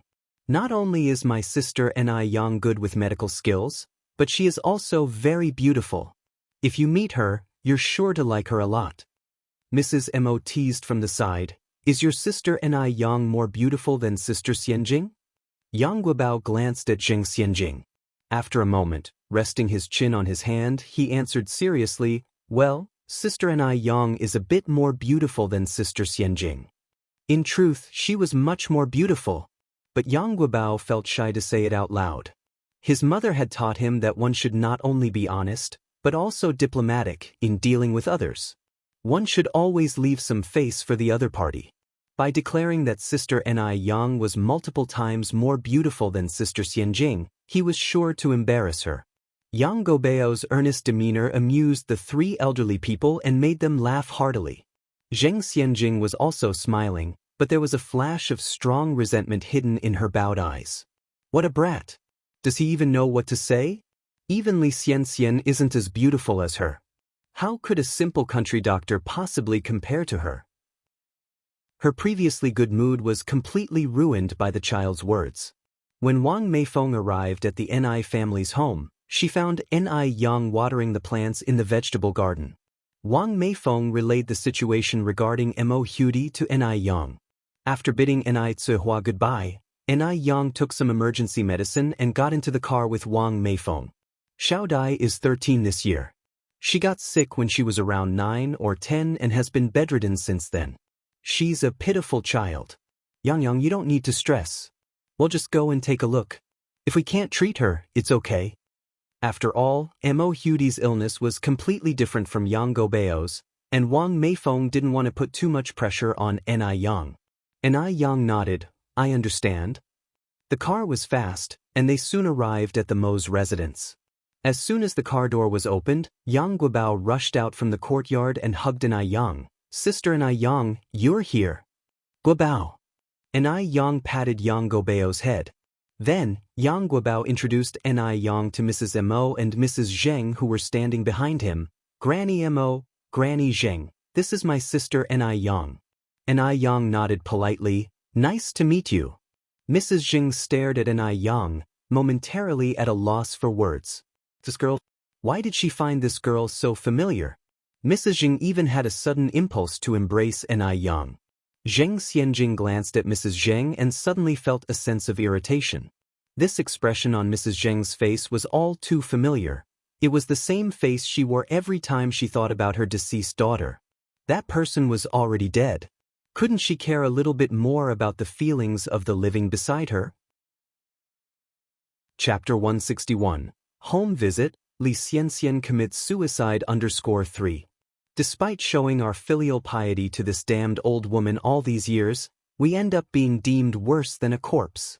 How utterly ridiculous! This ungrateful hag deserves to have no descendants. Although Zheng Xianjing cursed the old woman hundreds of times in her heart, she still put on a polite and understanding face. Zhou Suhuan next to her said, Erwin, Aching, this is the young divine doctor, Ni Yang, whom I told you about. Even though old Lady Mo was aware that the person who had treated Yang Guobao was youthful, she hadn't expected them to be a child. Moreover, she was incredibly beautiful. Old Lady Mo once thought Zheng Xianjing was the most beautiful girl she had ever seen, but now compared to Ni Yang, Zheng Xianjing seemed like a mere commoner. It is often said that when God opens a door, he also closes a window. Generally, people with exceptional talents have some slight deficiencies. This little girl was so beautiful, flawless in fact. Could her medical skills be as impeccable? After all, they do say that beauty lacks brains. So in old Lady Mo's mind, usually people who were too beautiful weren't all that bright. Every saying does have its origin after all. Although old Lady Mo had her doubts, she still smiled and said, Hello, young divine doctor, I am Xiao Dai's grandmother, I appreciate your attention to Xiao Dai. Ni Yang smiled lightly, You're too kind. As a doctor, it's my duty to treat and save people. This child was quite modest. Not impatient. Not bad at all. Well, why not let her try? Maybe she is indeed talented. Good child, how old are you this year? Old Lady Zheng asked, holding Ni Yang's hand with a somewhat moved expression. Ni Yang politely answered, Old lady, I am 17 today. Old Lady Zheng nodded. 17, 2 years younger than our Tingting. Where are you from? Before the old lady could continue her question, Zheng Tingting interjected surprisingly, I can't believe the young divine doctor is only 17. At 17 I was just a child, but the young divine doctor is already famous. It's quite a shame to our generation. Even though this remark seemed to praise Ni Yang, it actually had a sting. Famous? Ni Yang had only treated one person, Yang Guobao, so where did this fame come from? Besides, old lady Mo was doubtful of Ni Yang's medical skills from the start. This remark was not only prickling but also filled with considerable ridicule. For some reason, Zheng Xianjing just couldn't bring herself to like Ni Yang. Having such a beautiful face, she was certainly no good girl. Zheng Xianjing enjoyed hanging out with people who were less attractive than her. Those who looked better than her deserved to die. Ni Yang wasn't offended but smiled and said, Kai Wenji identified melodies at 6, Kong Rong yielded pairs at 7, and Gan Luo became prime minister at 12. People are different with diverse talents. You don't need to feel inferior, sister. Ni Yang's tone was light, but her words were powerful, a beautiful retort. Zheng Xianjing kept a stifled breath in her heart, almost to the point of being infuriated to death by Ni Yang. Both Old Lady Mo and Old Lady Zheng wore approving expressions. This young divine doctor indeed was a formidable figure. An ordinary 17-year-old child wouldn't comprehend such philosophy, let alone so much insight. Besides, Zheng Xianjing was usually an exceptional kid. Very few rich girls could match her rhetorically, but today, she tasted defeat at the hands of Ni Yang. Quite extraordinary indeed. Seeing Zheng Xianjing in an awkward position, Old Lady Mo stepped in and said, Let's go inside. Xiao Dai is still waiting. Zheng Xianjing bit her lips unwillingly, but remained silent. Sometimes less talk is better. The more one talks, the more mistakes they make. She would take her revenge at the appropriate time. Ni Yang followed Old Lady Mo and others into the courtyard. The Mo family lived in a row of villas with 5 floors each. The villas in the front, the servants' rooms at the back. The servants' rooms were slightly shorter but very grand, clearly indicating the family's prosperity. The interior was also top-grade luxury. Beautiful crystal chandeliers, delicate imported Persian carpets, huge leather sofas, and famous paintings could be seen everywhere. Any ordinary person who entered such a house would be amazed, like Granny Lu visiting the Grandview Gardens. Chapter 162, Home Visit, Li Xianxian commits suicide _4. But who was Ni Yang? In her previous life as Director Ni, what kind of scenario had she not experienced? She didn't see much in these trivialities. Seeing her so calm, Lady Mo couldn't help but take a few more looks at her. This child was a bit beyond her expectations. Looking at her attire, she didn't seem to be from a wealthy family. Yet, after seeing these things, there was no trace of greed in her eyes, just sheer clarity and tranquility. She didn't seem like a child in her teens, but more like someone who had been through 1,000 storms and held high positions. Perhaps she indeed had the potential to achieve great things. They all went upstairs together, and just as they were stepping onto the top stair, Lady Zheng missed a step. Just as she was about to tumble backward onto the ground, someone gently grasped her hand, pulling with a clever force, stabilizing Lady Zheng's body immediately. She heard a soft voice beside her, "Be careful, old lady." Looking up, Lady Zheng saw it was Ni Yang who had assisted her, and she gratefully said, "Thank you, young divine doctor." "It was nothing." Ni Yang replied with a light smile, 2 shallow dimples appearing on her cheeks. For a moment, Lady Zheng lost herself. She remembered that her Tingting also had such small dimples. "Grandma, are you all right?" Zheng Tingting, who was leading the way, noticed something was wrong. She stopped and held onto Lady Zheng's arm, asking concernedly. Only then was Lady Zheng jolted back to reality. She responded with a helpless smile, "I'm fine." Ni Yang softly reminded, "The elderly may have trouble with mobility, you should pay more attention, sister." How amusing! Was Ni Yang indirectly criticizing her lack of filial piety? Should she take a look at who she is first? A mere barefoot village doctor who accidentally cured Yang Gobeo's illness. What right does she have to judge her? For a moment, Xianxia was even more irritated. Yet she still smiled and said, "Young divine doctor is correct. It was indeed my negligence this time. Thank you, young divine doctor. Grandma, let us go in quickly." And Yang said no further and followed everyone into the room. The moment she stepped into the room, Yang discreetly furrowed her brows. The air in the room wasn't pleasant, it was outright disagreeable. Yang looked around, realizing that all the doors and windows in the room were tightly closed, the curtains were drawn, and the only light was coming from a chandelier overhead. Based on the stale air, she guesstimated that the room had been closed off for at least 10 days, if not longer. Little Miss Mo Hudi, who was lying on the bed, was ominously pale and emaciated. If Wang Meifeng hadn't mentioned it earlier, Yang would never have guessed that this child was already 13 years old. Yang Guobao ran over to Mo Hudi with excitement. Shout I, this is the sister Yang I told you about." Mo Hudi looked up at Yang, graced her with a light smile, and politely greeted, "Hello, Sister Neng." This sister Yang was indeed as beautiful as Yang Guobao had claimed.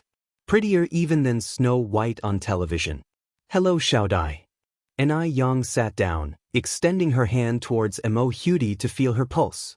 The air in the room grew still. Everyone was waiting for Yang to speak.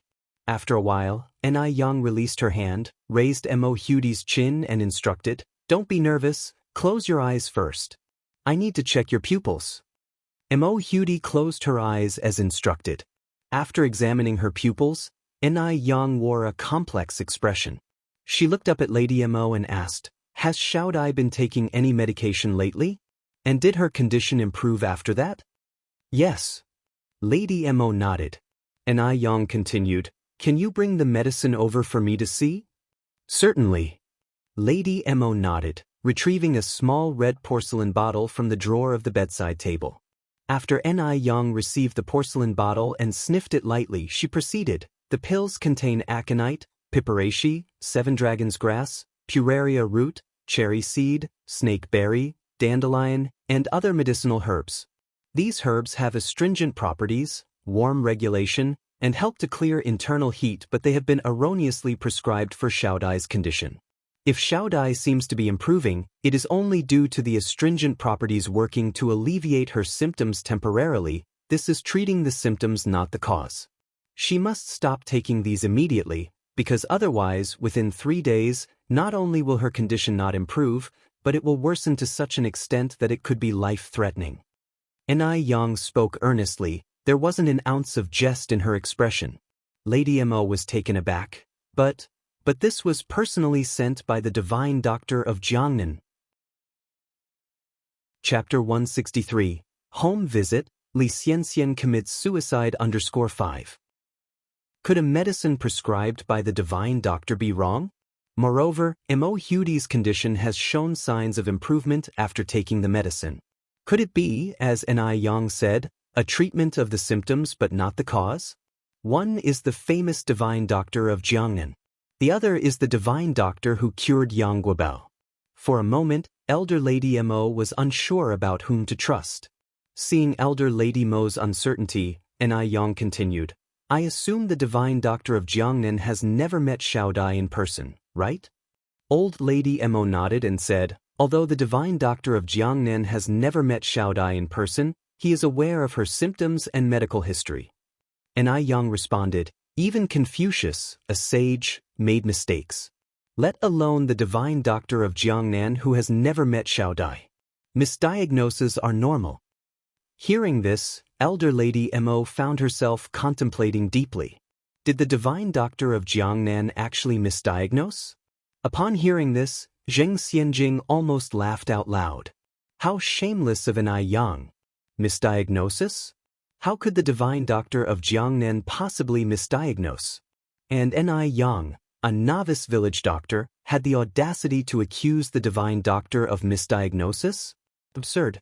Seeing Elder Lady Mo falling for Yang's words, Zheng Xianjing chuckled and said, "As far as I know, traditional Chinese medicine is divided into internal medicine, surgery, neurology, and dermatology. Considering the divine doctor of Jiangnan's reputation in treating complex cases, I don't think he could have misdiagnosed. After all, he has been practicing medicine for decades and is already 60, with no known instances of misdiagnosis. Furthermore, the illness Guobao had is epilepsy, a condition he was born with. It is entirely different from Xiaodai's illness. Each doctor has their own specialty. Little doctor, I think it's too hasty for you to claim that the divine doctor of Jiangnan misdiagnosed, considering Xiaodai's well-being. Zheng Xianjing spoke logically, persuading elder Lady Mo to nod her agreement. Upon reflection, the divine doctor of Jiangnan seemed to be the more reliable choice. The divine doctor of Jiangnan has cured many people, while Ni Yang has only cured Yang Guobao.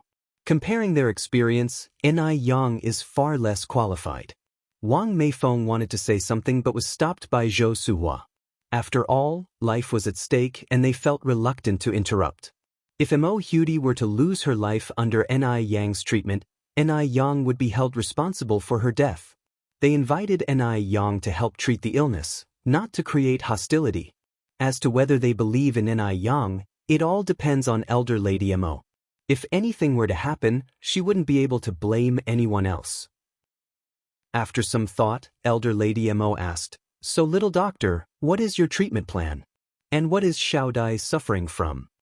Ni Yang responded, "Xiaodai is presently suffering from severe malnutrition and blood dryness caused by internal warmth diseases. That's why she has been bedridden." He paused before continuing, "My plan is to immediately open all the doors and windows in this room to let the air circulate. Then, Xiaodai needs to eat more nutritious foods, especially fish and meat, to replenish her energy. Finally, I will prescribe a formula and use acupuncture treatment.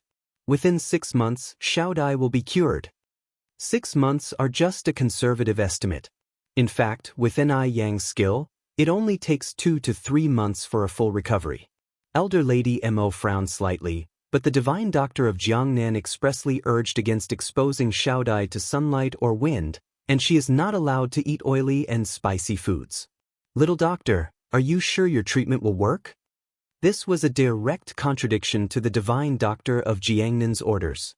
Ni Yang explained, "Continuously closing doors and windows reduces air circulation, which can lead to indoor bacterial infection and weaken the body's immune system, especially in the case of someone like Xiaodai who has been bedridden for a long time. As for diet, Xiaodai's illness doesn't restrict her food intake. Constant dietary restrictions wouldn't alleviate her condition, but rather lead to malnutrition, worsening her illness." Ni Yang's argument made sense, leaving elder Lady Mo speechless. Zheng Xianjing sneered at him under her lowered eyes. Did this Ni Yang actually consider himself a divine doctor? He had the audacity to refute the divine doctor of Jiangnan. How shameless! Zheng Xianjing looked at Ni Yang and mockingly asked, "So you're saying that Xiaodai must receive acupuncture?" "Yes," Ni Yang nodded. "There's no other way." Zheng Xianjing continued, "But I heard that only seasoned practitioners of traditional Chinese medicine can perform acupuncture.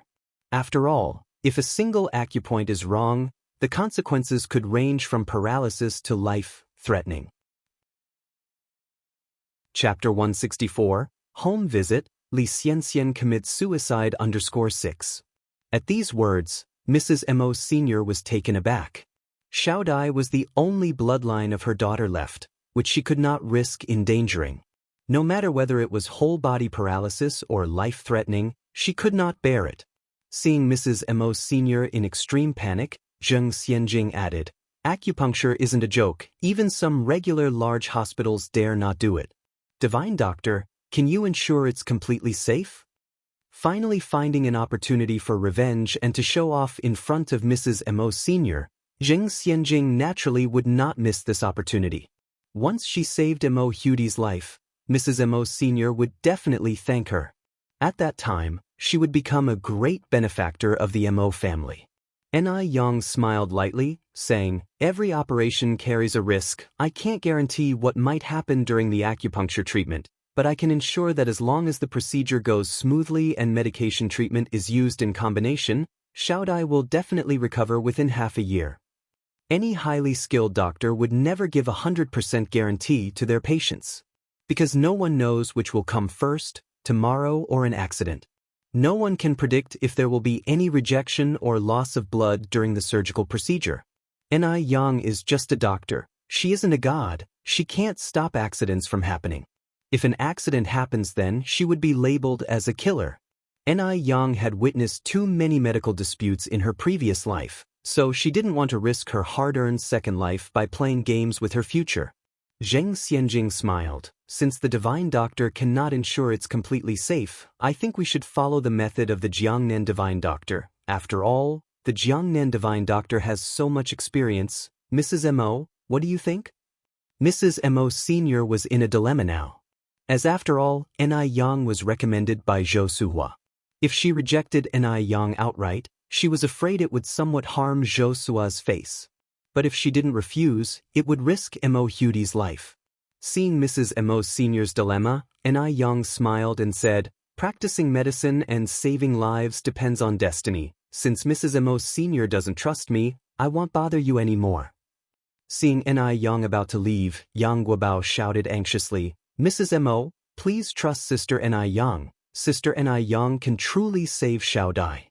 Zheng Xianjing walked to Yang Guobao, tenderly saying, "Good boy, don't interrupt while grown-ups talk." Yang Guobao pushed away Zheng Xianjing's hand and quickly caught up to Yang. "Sister Nang." A malicious glimmer flashed in the depth of Zheng Xianjing's eyes. "Damn kid. Better if he falls and dies on the stairs." Mo Hudi turned her eyes to Mrs. Mo Sr. "Grandma." Mrs. Mo Sr. looked at Mo Hudi said, "Don't worry, Grandma knows what to do." After Wang Meifeng and Zhou Suhua greeted Mrs. Mo Sr. and Madame Zheng, they followed Yang. Wang Meifeng rushed to Yang, apologized, "Yang, I'm sorry, making you run here in vain." Yang smiled and said, "It's okay, Auntie Wang, I'm inexperienced and young, it's understandable that everyone doesn't trust me. As for Xiao Dai's case, I just need to speak honestly and not regret, trust cannot be forced." Hearing this, Zhou Suhua nodded in agreement on one side. "It's really good that you can think like this, Yang. Xiao Dai's case is complicated after all. If you insist on staying to treat her and something goes wrong, it'll be too late to explain." "Sister Yang, will Xiao Dai get better?" Yang Guobao was holding Yang's hand, his voice holding a bit of a sob. Yang bent down, gently comforting, "Guobao, don't worry. Xiao Dai has natural fortunes, she will definitely get better." "Really?" Yang Guobao wiped his tears. "Really?" Yang nodded. After getting in the car, Wang Meifeng finally got the chance to talk with Yang about other things. "And also, Yang, everyone is reacting well to the skincare products you made. My colleagues have ordered 16 sets this time. Do you have any ready stock?" Wang Meifeng always reported good news, not worries. Hence, Yang did not know that the skincare products were initially returned by her colleagues. Wang Meifeng originally thought of keeping the skincare products for herself if nobody else wanted to buy them. Unexpectedly, a truly good product has nothing to fear from slander and defamation. Whether it's good or not, everyone has eyes and can see for themselves. Chapter 165. Home Visit. Li Xianxian commits suicide. Yang nodded. "Sure, Aunt Wang, I will deliver it to you tomorrow morning." Zhou Suhua continued, Yang, it's still early, why don't you come and sit at our house for a while?" Upon hearing this, Yang Guobao tagged along excitedly. Yes. Sister Yang, come and play at my house with me. Later, you'll have my dad bring over my sister and Aunt Hua." Yang laughed. "I'm afraid I can't today. I have some things to do in the city center later. It will be enough trouble for Uncle Yang to stop the car up front." There had been ongoing renovations at the shop for more than 10 days, and now many trivial matters awaited Yang. Upon hearing this, Yang Guobao pouted immediately, portraying an unhappy appearance. Yang consoled, "Don't worry, Guobao, as soon as I have time, I'll definitely come and play at your house." "Really?" Yang Guobao was suddenly excited. "Really?" Yang nodded. "Sister Yang, let's make a pinky promise." Yang Guobao extended his little pinky to Yang.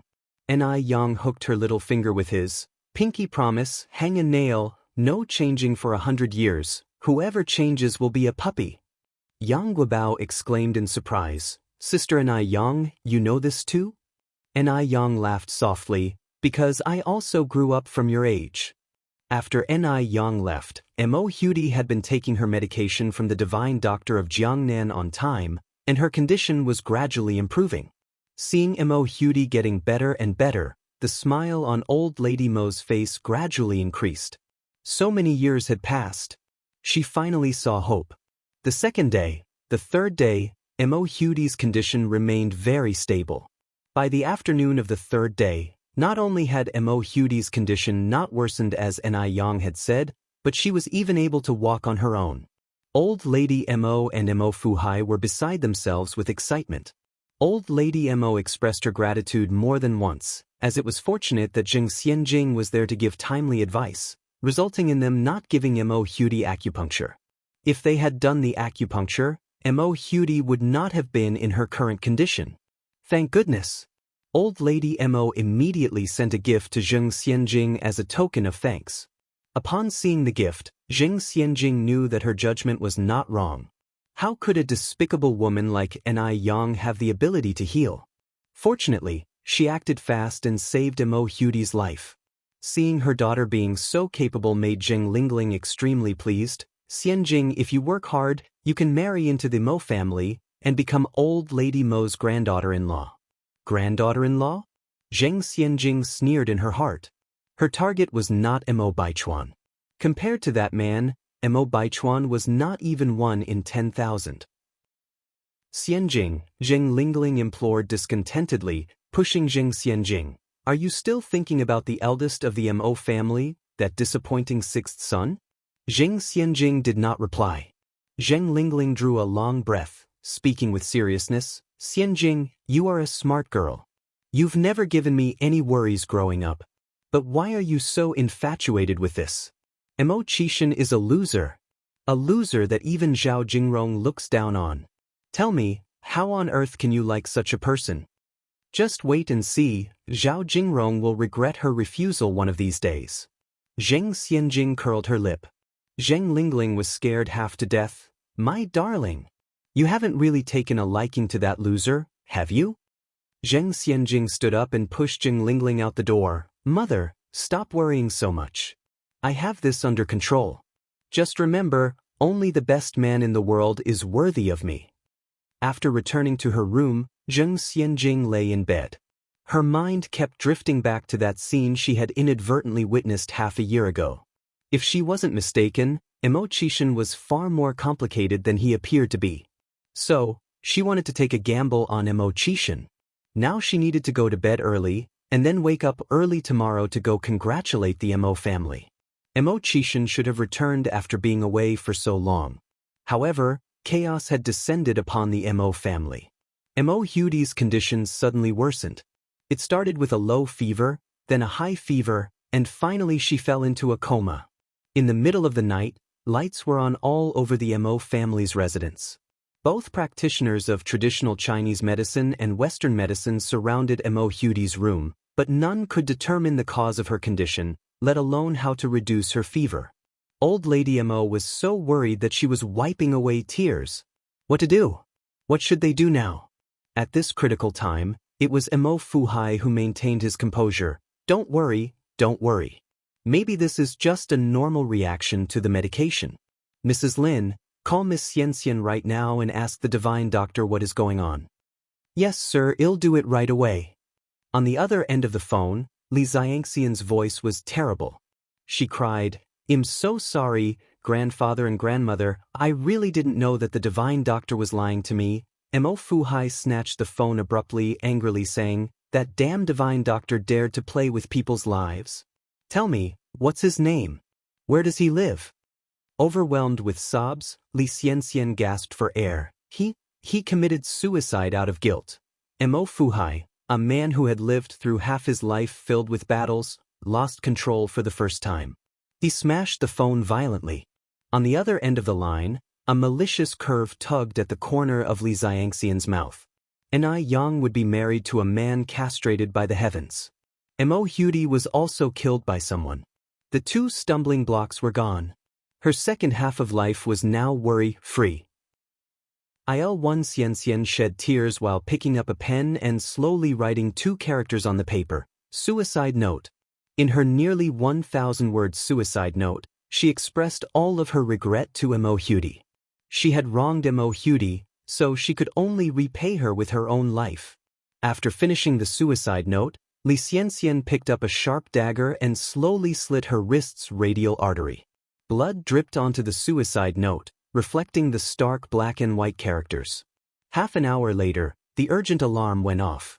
An hour later, several police officers went to the Mo family, explained the situation with Li Xianxian to old lady Mo and Mo Fuhai, and handed them a copy of her suicide note. Comrade Li Xianxian is currently in critical condition. The hospital has issued 3 critical condition notifications. She is an orphan with no family. The only contact person is you, so please prepare yourselves. Old lady Mo cried, "Why is Xianxian so foolish?" Mo Fuhai also didn't expect that Li Xianxian would choose to prove her innocence through suicide. These continuous waves of events plunged the 2 elderly people into endless pain and self-blame. At this point, the servant Mrs. Lin said, "Old madam, there's someone who might be able to save Xiao Dai." Mo Fuhai and old lady Mo grasped at this like the last straw. Mrs. Lin continued, "It's that young divine doctor who came last time. Do you remember, old madam? He said that Xiao Dai's condition would worsen within 3 days. Today is the 3rd day." Chapter 166. Uncle and Nephew Standoff. Believe in Yang, yes. And Niyang. Madam Mo took Auntie Lin's hand. "Auntie Lin, contact the divine doctor Ni Yang immediately." Auntie Lin responded, "Okay, I will contact him right away." Ni Yang's home did not have a phone. If the Mo family wanted to get in touch with him, they had to contact Wang Meifeng first. Unfortunately, after calling many times, no one answered. Madame Mo grew increasingly anxious. Just as she was considering sending the driver to the Yang family's home, they heard footsteps from within the house. "Grandfather, grandmother." Mo Baichuan walked in with a few doctors in white coats trailing behind him. "Baichuan." Seeing Mo Baichuan, Mo Qishan and Madame Mo felt like they saw a beacon of hope. Madame Mo hugged Mo Qishan tightly, sobbing softly. "Grandma, don't worry. Xiao Dai is destined to be lucky, she will be all right." Mo Baichuan continued, "By the way, I want to introduce Dr. Ace, who came from overseas along with his students. Dr. Ace has an extraordinary medical skill and has even won an international award." Upon hearing this, Mo Fuhai and Madame Mo turned their attention to Dr. Ace and his students. "Nice to meet you, Dr. Ace." "Mr. and Mrs. Mo, nice to meet you." Mo Baichuan continued, "Grandpa and Grandma, let Dr. Ace examine Xiao Dai first. Our family has already been swindled by a so-called divine doctor. We cannot afford to make the same mistake again. Medical science is advanced overseas. These so-called divine doctors should have been outdated long ago." Yes, Baichuan is right." Madame Mo nodded, leading Mo Baichuan and Dr. Ace upstairs. As soon as they entered the room, Dr. Ace said seriously, "Ignorance. Such plain ignorance. Sealing off windows and doors won't help the patient's disease, but rather cultivate bacteria. A patient's immunity is generally much lower than average, so you are bringing harm to her. Open the windows and doors immediately to maintain airflow in the room." These words were exactly what Ni Yang had said. Madame Mo instructed people to open the doors and windows immediately. Fresh air from the outside flowed into the room, making the air inside much more pleasant. People usually have a pale face when having a fever, but Mo Hudi on the bed was pale as a ghost. The students prepared medical equipment while Dr. Ace conducted a full-body examination on Mo Hudi. Mo Baichuan checked his watch before saying, "Grandpa and Grandma, I will leave for a while and come back soon. If Dr. Ace needs anything, please cooperate with him." Mo Fuhai nodded. "You go first, no need to worry about us." Mo Baichuan grabbed his coat and hurried out. By this time, the sky was beginning to light up. Dr. Ace continued to examine Mo Hudi. The atmosphere in the room was tense as Mo Fuhai and Madame Mo waited anxiously. As time passed, Dr. Ace eventually put down his stethoscope. Mo Fuhai and Madame Mo immediately approached Dr. Ace. "How is Xiaodai, Dr. Ace? Is there any hope for her?" Dr. Ace responded, "Given the current situation, there is generally no hope. However, there is one last method we can try." "Tell us."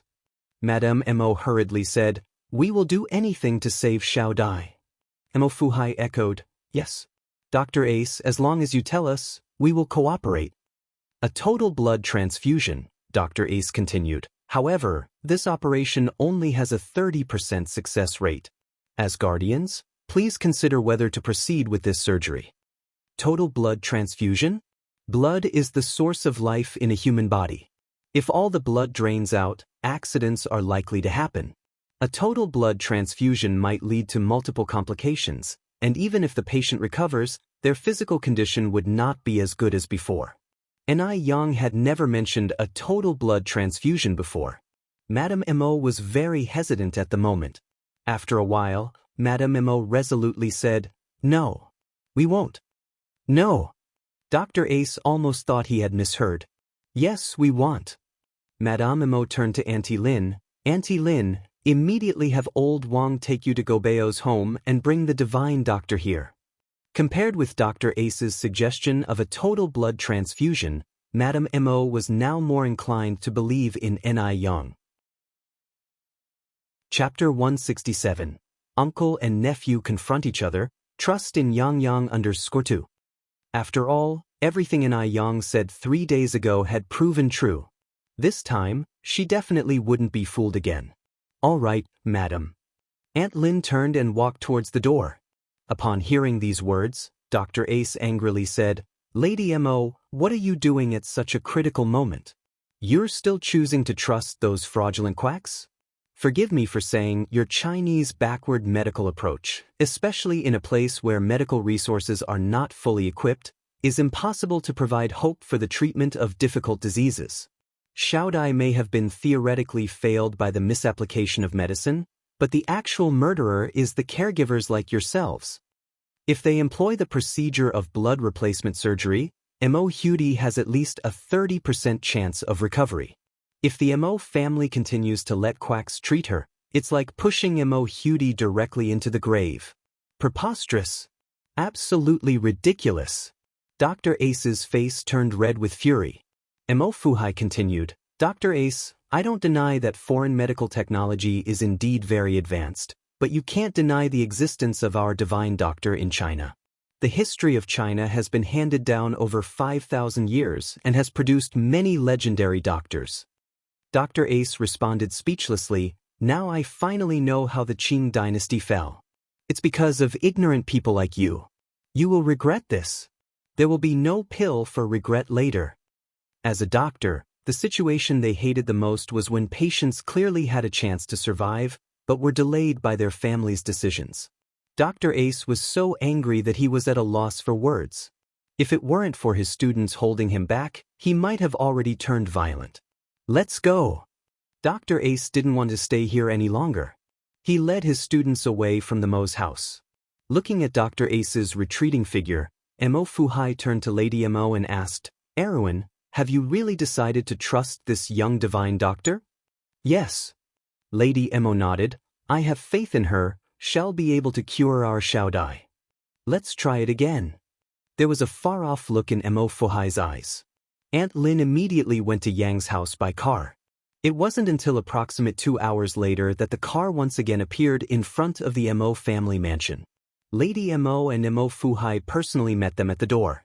"Little divine doctor, you finally arrived." Madame Mo grabbed Yang's hand tightly, like a drowning person clutching the last straw for survival. Yang? When Mo Fuhai saw Yang, he was stunned. He hadn't expected that the divine Dr. Lady Mo had been talking about was Yang. Seeing Yang somehow reassured him a lot, because he knew that Yang never did anything she wasn't confident about. Yang seemed a bit surprised too. "Grandpa Mo?" Lady Mo looked puzzled. "Do you know each other?" Mo Fuhai continued, Yang is the young friend I told you about who I met while fishing in Jinghua village. Lady Mo replied, "What a wonderful coincidence. Little divine doctor, our Xiao Dai is in a critical situation right now, please take a look at her quickly." "All right." Yang nodded, and they head upstairs together. Compared to 3 days ago, Mo Hudi's current situation was far more severe. "Xiao Dai?" Lady Mo covered her mouth, sobbing in low voice. Her emotional state was nearing the breaking point. Mo Fuhai sighed deeply and patted Lady Mo's shoulder, comforting her. "Xiao Dai will be all right." Yang sat by the bed, took Mo Hudi's pulse with a very serious face. A moment later, Yang took a pill from her bag and put it in Mo Hudi's mouth. Yang, how is Xiao Dai now?" Mo Fuhai asked anxiously. Not hiding anything, Yang bluntly stated, "The situation isn't good." "What do we do then? Is there really no hope left?" Mo Fuhai continued to ask. Yang continued, "There's still hope, but you should mentally prepare for the worst. I'll first try acupuncture with Xiao Dai. If she wakes up after that, then some Chinese medicine should be able to cure her. As the saying goes, the higher the hope, the greater the disappointment." Given Mo Hudi's current condition, Yang couldn't give them much hope, she could only try her best. Mo Fuhai hesitated, "So it seems, Xiao Dai's life or death depends on this acupuncture?" "Yes." Yang nodded. "Although acupuncture has its risks, it's far safer than a complete blood transfusion." Chapter 168, Uncle and Nephew Standoff, Believe in Yang_3. Madame Mo continued, "All right, we'll be troubling the young divine doctor then. Please start acupuncture for Xiao Dai." "All right." Yang followed, "Oh, 'twill also need a candle." Upon hearing this, a servant immediately went to prepare a candle. Yang opened her acupuncture kit, revealing a row of gold needles against the gray-white interior. These gold needles cost Yang 6 large Unity lottery tickets. Although silver needles were much cheaper, her master who taught her skills once told her that the effects of silver needles couldn't compare to gold needles. So, Yang gritted her teeth and bought gold needles instead. After leaving the Mo family, Dr. Ace found Mo Baichuan and lodged a complaint about Mo Fuhai and Madame Mo. After hearing Dr. Ace's words, Mo Baichuan also felt that his grandparents had acted improperly this time. After all, they had been deceived once. How could they still trust the so-called divine doctor this time? Such a muddle-headed decision. He was now curious to see what skills this so-called divine doctor had. After Mo Baichuan got out of his car, he quickly walked towards the villa. The moment he pushed the door open, he thought he was having an hallucination. The young girl was wearing a water blue chest dress, wide leg pants, and small leather shoes, just like a university student from oil paintings of the Republic of China. Mingming was plain and natural but had rosy lips and white teeth, beautiful yet bewitching. Was this Yang? Mo Baichuan had an ominous feeling. Could it be that Yang was the so-called divine doctor? This was too absurd, right? Without even thinking, he knew why Yang was here. She was just trying to catch his attention. Such people really stop at nothing. A look of disgust appeared on Mo Baichuan's face as he strode into the room. Hearing the sound, Madame Mo immediately looked up. "Chuan is back." Suppressing his anger, Mo Baichuan replied, "Grandmother, Dr. Ace is a renowned doctor in M country. How could you anger him away? He said that there's a 30% chance of success, so he definitely has the ability to cure Xiao Dai. Don't you realize that you're ruining Xiao Dai's life by doing this?" That voice sounded familiar. While heating the gold needles over the candle, Yang glanced over. At first glance, she saw a face that annoyed her significantly. Why was he everywhere? Yang subtly averted her gaze and focused on the gold needles in her hand. "What are you talking about, Chuan?" Madame Mo said, "I'm Xiao Dai's biological grandmother. Why would I harm Xiao Dai? If anyone's going to harm Xiao Dai, it's going to be Dr. Ace. Rest easy, the young divine doctor will definitely cure Xiao Dai." Mo Fuhai nodded. "Your grandmother is right." Young divine doctor? Mo Baichuan scoffed, his words full of disdain. You mean the noodle seller? The noodle seller? Hearing this, Madame Mo and Mo Fuhai both looked stunned. Mo Baichuan continued, Grandpa, Grandma, you don't know yet, do you? The young divine doctor you speak of is actually a noodle seller. Oh right, grandmother, the breakfast you eat every day is made by her. At this, not only were Madame Mo and Mo Fuhai stunned, even Ni Yang was shocked. So, the old lady was Madame Mo? Fate truly is a mysterious thing. Before Madame Mo and Mo Fuhai could speak, Mo Baichuan continued, Grandma, Grandpa, don't tell me you believe that a noodle seller can cure Xiaodai? If she were truly so skillful, would she be selling noodles? Just as Ni Yang was about to speak, a deep voice suddenly came from outside the door. What's wrong with selling noodles? Can't a noodle seller be talented? Great nephew, aren't you brought up on grains as well? What right do you have to look down on noodle sellers? What right do you have to deny Yang Yang's abilities? The man outside the door walked in against the light, his handsome features gradually appearing in the air. Interestingly enough, Ni Yang also recognized this man. While he winked at Ni Yang, he walked towards her. Yang, my great-nephew is born in the year of the dog, so he loves to bite people when he has nothing to do. Don't bother with him, I believe you can cure Xiaodai. Brother Mo, Ni Yang looked at him a bit joyfully. Counting the days, she hadn't seen Mo Qishan for 2 or 3 months now. Mo Baichuan hadn't expected that Ni Yang, just to get close to him, actually hooked up with Mo Qishan too. That's just terrifying. Uncle Six, you've been deceived by this little girl. She's not as simple as you think. The usually calm and composed Mo Qishan was now blushing with anger. He loosened his tie in frustration. Chapter 169. Uncle and Nephew Standoff, Believe in Yang Yang _4. Mo Baichuan continued, She's just trying to get my attention. That's why she's not leaving any stone unturned to approach you all. Mo Qishan let out a faint laugh, looking at Mo Baichuan up and down, before speaking in a slow tone, Nephew, you're flattering yourself a bit too much. Why would Ni Yang neglect a good-looking person like herself for Mo Baichuan? Is Mo Baichuan even 1/10 as good-looking as she is? Mo Baichuan took a deep breath. Everything I said is true. Until today, she tried to approach me in many ways, but I rejected all her attempts. She's a woman full of schemes. Nonsense. Mo Fuhai stood up and said, Yang Yang is not that kind of person. Having known Ni Yang for a while, Mo Fuhai deeply acknowledged her upbringing and character. Grandfather, Uncle Six. Ni Yang's aim is simple. She wants to please you all, then marry me smoothly and become the eldest son's wife of the Mo family. You all better wake up. Mo Baichuan could hardly wait for his family members to see Ni Yang's true colors. This woman is too intimidating, to the extent where she is able to fool all the members of the Mo family. Yang Yang is not blind, would she choose you, nephew? Mo Qishan said as he turned to look at Mo Baichuan, pointing to his own head, in beginning to suspect that there's something wrong here, and it's more than just a little. After finishing the sentence, Mo Qishan slightly leaned towards Ni Yang. Yang Yang, don't mind him, he's not in his right mind, you just continue to help Xiaodai with the acupuncture treatment. Okay, brother. Ni Yang nodded. Seeing how close Ni Yang and Mo Qishan were made Mo Baichuan even more infuriated. Uncle Six, you'll get Xiaodai killed by doing this. Mo Baichuan turned his head to look at Grandma Mo and Mo Fuhai. Grandfather, Grandma, please believe me, Ni Yang is just a noodle seller, how can she possibly cure Xiaodai?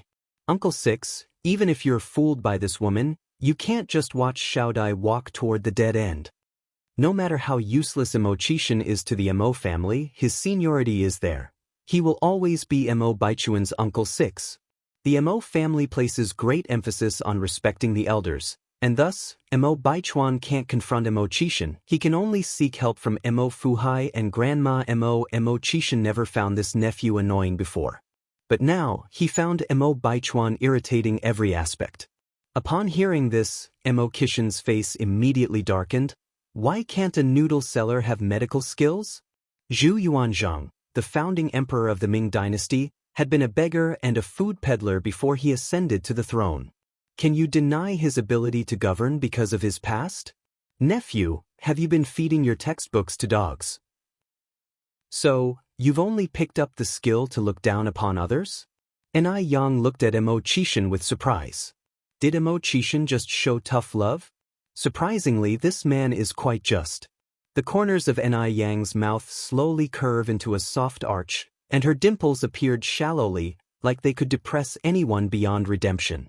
Emo Chishan subtly moved a little bit away, his figure blocking Emo Baichuan's view quite efficiently. So now only he could see that smile.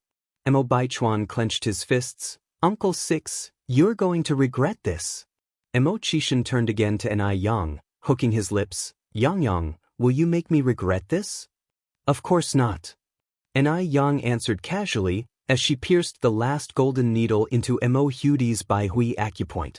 The needle just went in, and immediately turned black. At the same time, Emo Hudi, who was lying on the bed, slowly opened her eyes. Shao Dai! Both Emo Fuhai and Grandma Emo exclaimed in unison. Grandma and Grandpa, Emo Hudi spoke in a weak voice. What happened to me? Grandma Emo was overwhelmed with joy and started to cry. It's all right, Shao, you're all right now. Emo Baichuan was stunned. Was this a coincidence or just pure luck? Aside from her beauty, how could Enai Yang possibly save people's lives? Emo Chishan glanced at Emo Baichuan, then walked over to Enai Yang. Yang, thank you. You're welcome. Enai Yang gave the prescription she had written to Emo Baichuan. According to this prescription, prepare the medicine once a day, continuous for 3 months. Shao Dai will be fully healed. Emo Chishan took the prescription. Okay. Grandma Emo walked over, holding Enai Yang's hand. She was so overwhelmed with emotions that she didn't know what she was supposed to say. Emo Chishan gently joked, Mom, you're going to scare Yang. I'm just too happy, too excited. Grandma Emo choked back her tears. Little divine Dr. Yang, I can't thank you enough. Thank you. Chapter 170. Uncle and Nephew Standoff, Believe in Yang under 5. Enai Yang smiled slightly. Madam, you don't need to do this, it's all part of a doctor's duty. Emo Baichuan stood by, with a very complicated look on his face. Now, he finally understood that Enai Yang's medical skills were genuine. Her desire to be close to him was also real. Perhaps, from the very beginning, she was seeking an opportunity through curing Emo Hudi to gain his recognition. This game she was playing, it was much bigger than he thought. Old Madame Emo turned her gaze to Emo Baichuan. Chuan, aren't you going to apologize to Yang? I will never apologize to this kind of woman. Emo Baichuan left angrily after giving Enai Yang a glance. On the side, Emo Kishan's eyes flashed dangerously, but it disappeared quickly. Once she confirmed that Emo Hudi was out of danger, Enai Yang left a small bottle of pills and proposed to leave. Old Madame Emo said, I will have the driver take you. Emo Chishan picked up his coat with a smile. I will take Yang home. Enai Yang smiled and said, Then I have to trouble brother Emo. This was her chance to thank Emo Chishan alone. To thank him for his trust and protection. Emo Baichuan looked at Enai Yang, and all that was left in his eyes were 4 words. Putting on a show. She was deliberately getting close to Emo Chishan just to make him jealous. Otherwise, she would have never taken an interest in Emo Chishan, a man who has never achieved anything. Emo Chishan, who had never achieved anything and also had simple thinking, was being used by Enai Yang. Although he wanted to pull Emo Chishan out of the mud, if Emo Chishan didn't want to stand up but instead chose to roll in the mud, it wasn't surprising that Zhao Jingrong had broken off their engagement. He deserved it. Emo Chishan and Enai Yang walked shoulder to shoulder towards the downstairs, followed by old Madame Emo and Emo Fuhai. As they walked down the stairs, they saw the elegantly dressed Jing Xianjing walking in from the outside. As soon as Jing Xianjing saw Enai Yang, her smile froze on her face, followed by an expression of thick sarcasm. How dare Enai Yang, who nearly killed Emo Hudi, show her face here? Didn't she have any shame? Jing Xianjing steadied her heart and walked up to the group, greeting them politely. Grandfather Emo, Grandma Emo, 6th Uncle Emo. When old Madame Emo saw Jing Xianjing, her smile was nowhere to be seen, she only curtly replied, Xianxia is here. If it weren't for Zheng Xianjing's meddling 3 days ago, Mo Hudi wouldn't have suffered, nor come close to death. What on earth is going on? Zheng Xianjing began to sweat nervously. By all rights, she had saved Mo Hudi's life. Old Madame Mo shouldn't react this way. What went wrong? Just yesterday afternoon, old Madame Mo had sent her a thank you gift. No, she had to shift the blame onto Anai Yang. Zheng Xianjing looked at Anai Yang and laughed. Little divine doctor, why have you come again? Do you think Grandfather Mo and Grandma Mo are easy to fool? Do you know, 3 days ago, you nearly killed Xiaodai. If not for her timely intervention, Mo Hudi would already be dead. Old Madame Mo turned her gaze to Zheng Xianjing. Xianjing, some issues should be left alone after a new chapter has begun. I didn't want to bring this up, but since you did, it's necessary that I say this. You, who don't even understand the basic medical knowledge, should refrain from acting as if you know everything. Otherwise, innocent people will be affected. Also, Yang is now a benefactor to our Mo family, so I hope you show her more respect in the future. If it wasn't for the fact that Zheng Xianjing was Zheng's granddaughter, old Madame Mo would definitely have held her responsible. Upon hearing this, Zheng Xianjing visibly panicked. What did old Madame Mo mean? What did she mean by implicating innocent people? What did she mean by Anai Yang being the benefactor of the Mo family? After a while, Zheng Xianjing finally found her voice. Grandma Mo, what happened to Xiaodai? Old Madame Mo snorted coldly. Thanks to you, Xiaodai hasn't died yet. Having said that, old Madame Mo walked right past Zheng Xianjing. Zheng Xianjing's face turned pale. What on earth had happened? Having seen Anai Yang to the door, Mo Qishan said, Okay, Dad, Mom, you can go back to your room now. I'll take care of Yang. After Mo Fuhai and old Madame Mo advised them to be careful, they turned and went back to their room. In a blink of an eye, only Mo Qishan and Anai Yang remained in the air. Mo Qishan then said, Yang, wait for me here for a moment while I fetch the car. Chapter 171. Uncle and Nephew Standoff. Believe in Yang _6. Okay. Anai Yang nodded. Shortly after, Mo Qishan pushed over a Phoenix-branded bicycle. Yang, don't look at me as Mo Baichuan's uncle. Actually, in everyone's eyes, I'm nothing but a wastrel who only knows indulgences, resented by all for being mediocre. Every person in my family is more accomplished than me. Even my fiancé has broken off our engagement because of this. I don't even have my own car at home. If you mind, I can drive one of the family's cars. Anai Yang leaned to sit on the bike's back seat, smiling. It's all right, a bicycle is pretty good. After her rebirth, she had cycled almost daily, yet had never tried the back seat. Yang, Mo Qishan continued, knowing that I'm a wastrel despised by everyone, would you still be willing to be friends with me? Anai Yang slightly smiled, responding, Why wouldn't I? I'm friends with you because of who you are, not your status. When she first met Mo Qishan, Anai Yang didn't know about his status. Status is not important. All she needed to know was that Mo Qishan was a person worth trusting. Hearing this, Mo Qishan's mouth traced into a smile. Then, let's get going. Hold on tight, Young. The moment he finished speaking, Mo Qishan pedaled forward, and the bicycle shot off like an arrow that left the bowstring. Anai Yang never knew that a bicycle could be ridden so fast, and she was so frightened that she tightly clutched the corner of Mo Qishan's clothes. There was a gust of fresh wind carrying a mild scent of tobacco. In a short while, they reached Jinghua village. The bike was going too fast. Before the villagers could make out who was on the back seat, the bike had already disappeared from their sight. Wasn't that Yang just now? It looked a bit like her. Could the guy pedaling the bike be Yang's boyfriend? He looks rather handsome. That lad does indeed seem spirited, but he was riding so fast, I didn't get a good look. I was thinking of introducing Yang to my nephew last time, but it looks like I won't get the chance now. I was planning to introduce Yang to my baby brother. Such a pity. Although the relationships between men and women at that time were not completely liberal, it was still acceptable for boyfriends and girlfriends to date normally, as long as they weren't behaving indecently and kissing or cuddling in public places. As they approached the Ni family's house, Mo Qishan stopped the bike. Yang, you should hurry home. In response, Yang said, let's ride over, and you can have a cup of tea before leaving. Aren't you scared your mom will misunderstand? Mo Qishan looked at her surprisingly. Happiness came so fast that he was a bit overwhelmed. Yang laughed. If you have nothing to hide, you have nothing to fear. What's so frightening about this? So Mo Qishan didn't refuse any further and rode the bike in. Ni Zuihua and Ni Chengge were having a conversation in the courtyard. Seeing someone coming, they both looked in that direction. Ni Chenggui's first reaction was, my goodness, this lad is handsome. He looked like an attractive actor fresh off the TV screens. Xiaoma.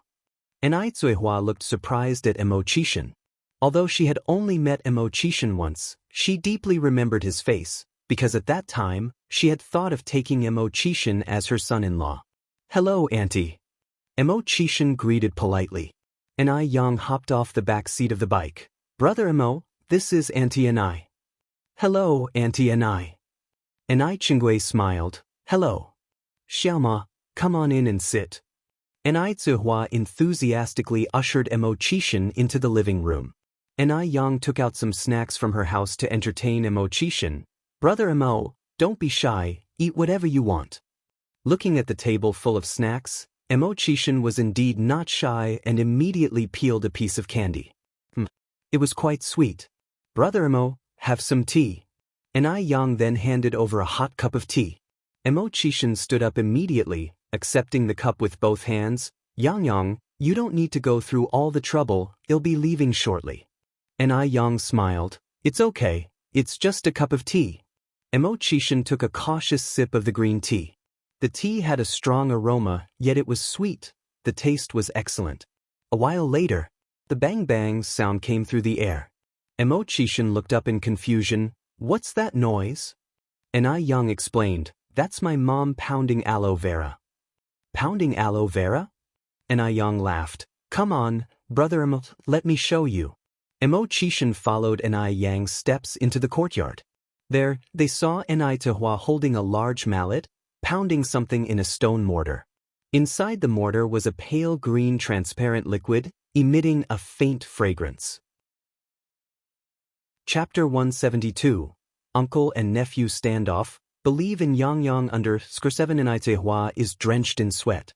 Mo Qishan rolls up his sleeves, revealing a robust and powerful wrist, approaches Zuihua. Auntie, let me do it. Zuihua paused for a moment, then smiled. No need, you're our guest. We can't have you do this. Mo Qishan said, it's fine Auntie, I needed some exercise anyway. Without waiting for Zuihua to respond, he grabs the pestle from her and starts pounding. The strength of a man was far greater than that of a woman. The bulky wooden pestle seemed weightless in Mo Qishan's hands. It seems that having a man in the house does have its advantages.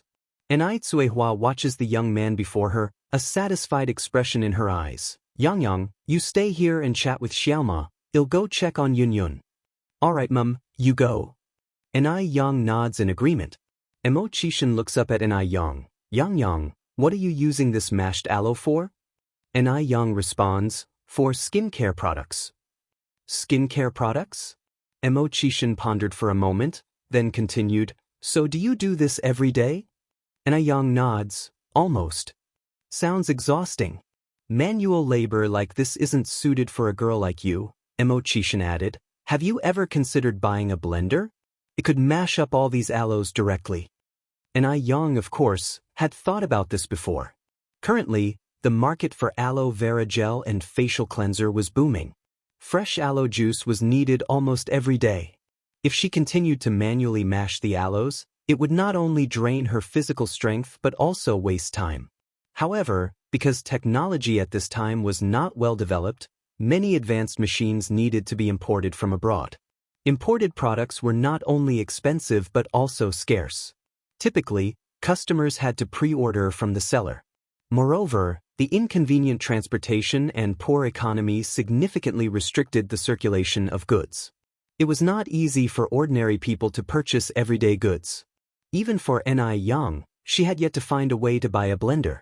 Mo Qishan seemed to understand Yang's predicament. He then said, I happen to have a friend who deals with these imported machines. I can ask him for you. Really? Xianxia looked up in surprise, a flicker of joy in her eyes. Yes. Mo nodded. Why would I lie to you? Thank you so much, Brother Mo. Xianxia said, if indeed Mo could help her find a solution, it would be a massive help for her. Mo laughed and replied, it's just a matter of a phone call. No need to thank me. Mo pounded the aloe non-stop without appearing to get tired. Even after a long period, there wasn't a single drop of sweat on his forehead. Xianxia tried to take over but was refused by Mo. He couldn't possibly stand by while a frail girl did such heavy work. His hands gripped the wooden pestle. Due to his excessive force, the veins on the back of his hands stood out. His hands were well-proportioned and muscular, any hand fetishist's dream. In a short while, the aloe was pounded into a thick paste. Xianxia began to laugh. Brother M.D., that's enough. That's enough? Mo looked stunned. He thought he was supposed to continue until nightfall. If he had known this, he would have pounded slower.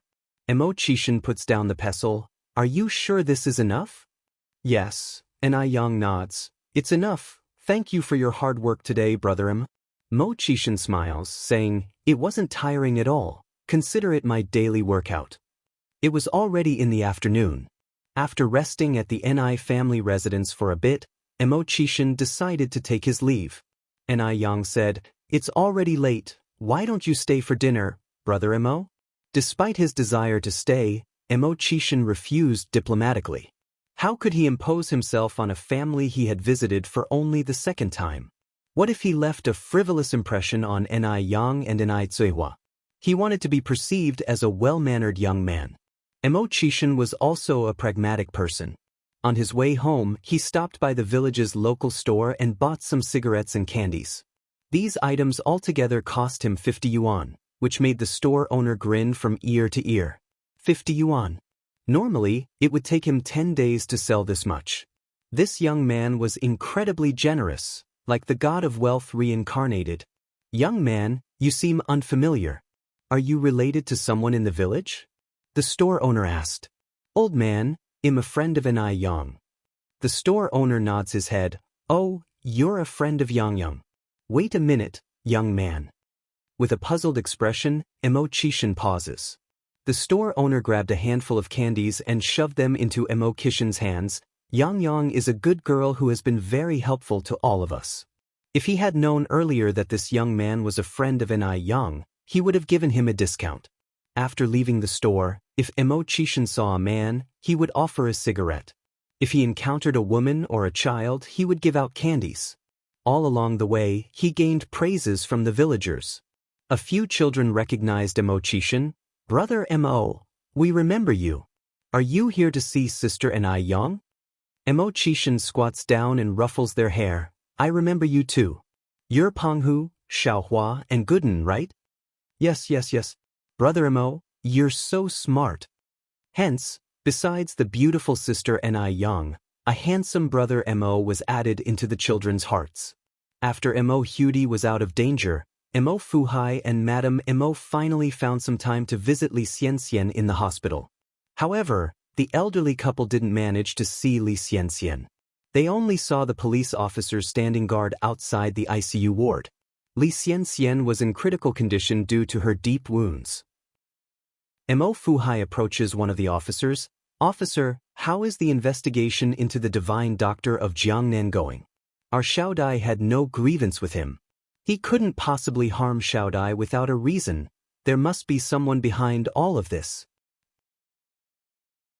Chapter 173, Mr. Mog, humble and mysterious, invites guests to dinner. _1 Mo Fuhai was no fool. He knew that there were still many twists and turns to this issue that needed to be unraveled. They had never seen the divine doctor from Jiangnan. It was impossible for him to deliberately prescribe the wrong medication to Mo. Moreover, the divine doctor had no reason to ruin his lifelong reputation. After all, the title of divine doctor is not easily attained in a short time, and his current honor was hard-won. The only person related to the whole incident about Mo was Xianxia. Mo Fuhai couldn't believe that Li Xianxian had no fault in it as well. The officer looked at the file in his hands and said, "Mr. Mo, don't worry, we will thoroughly investigate this matter. According to our current investigation, the suspect's full name is Fang Zhizhong, from Dongwu City, and he's 61 years old this year." Fang Zhizhong? At these words, both Mrs. Mo and Mo Fuhai were stunned. Mrs. Mo suddenly grabbed the officer's hand, her emotions out of control. "What did you say his name is?" "Fang Zhizhong." Mo Fuhai continued, "Fang as in square, Zhi as in wisdom, and Zhong as in middle?" "Yes." Officer nodded. Suppressing the shock in his heart, Mo Fuhai asked, "Does he have any other family members?" "No." The officer shook his head. The suspect, Fang Zhizhong, had a son, but unfortunately he died in a car accident 10 years ago. "It's him." Mrs. Mo burst into tears. "It's him.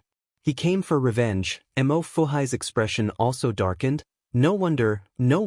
Seeing the old couple's reactions, the police asked, "What's going on?"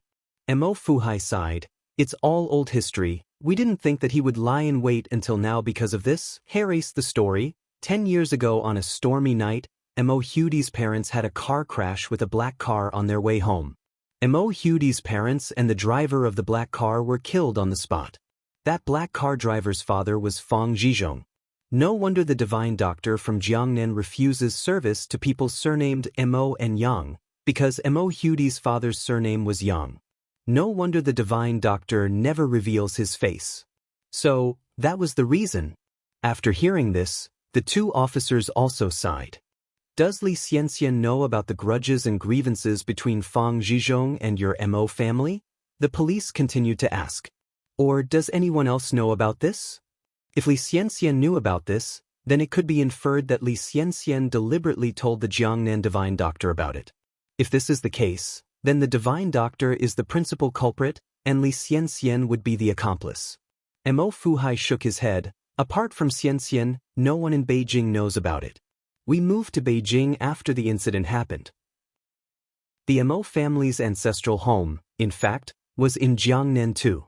And Li Xianxian was just a 10-year-old child at that time. How could she possibly know about these things? Most importantly, the incident was taboo in the Mo family. The people who knew about it kept it among themselves, so no one would talk about it. Li Xianxian couldn't possibly foresee this. Could it be that someone in your family talked about this? The officer continued to ask. That should not be it, Mo Fuhai replied. This incident is taboo in our Mo's family, no one dares to mention it generally. With the case progression till now, it could basically be closed as malicious revenge because the only main suspect is already dead. But, for the sake of caution, the police wouldn't easily close the case. Mrs. Mo clutched her face and sobbed. We should have suspected it earlier. When he said that he would not treat people with Mo and Yang surnames, we should have been on guard then. Poor Xianxian got implicated. Mo Fuhai sighed. Xianxian, the child, wasn't at fault. The main responsibility is on us. We were careless. The police left the hospital after taking their statements. Mo Fuhai and Mrs. Mo found Li Xianxian's chief doctor. Dr. Wang, how is Xianxian now? Dr. Wang looked very serious. The patient's current situation is very critical. Her will to survive is very weak. Whether she will wake up or not depends on her fate. Mrs. Mo continued, Can we go in and see her now? The doctor shook his head. Not yet. She needs to be transferred to the general ward after a week. Only then can her family visit. Chapter 174. Low-key and mysterious Mr. Mog, treating guests to a meal undersuit. In the center of Beijing, there is an upscale tea house. Many business people choose to negotiate here, and of course, besides businessmen, there are also many high-ranking officials and wealthy young masters. In an antique private room, the subtle music notes and the scent of sandalwood fill the room, giving an illusion of being in an ancient time.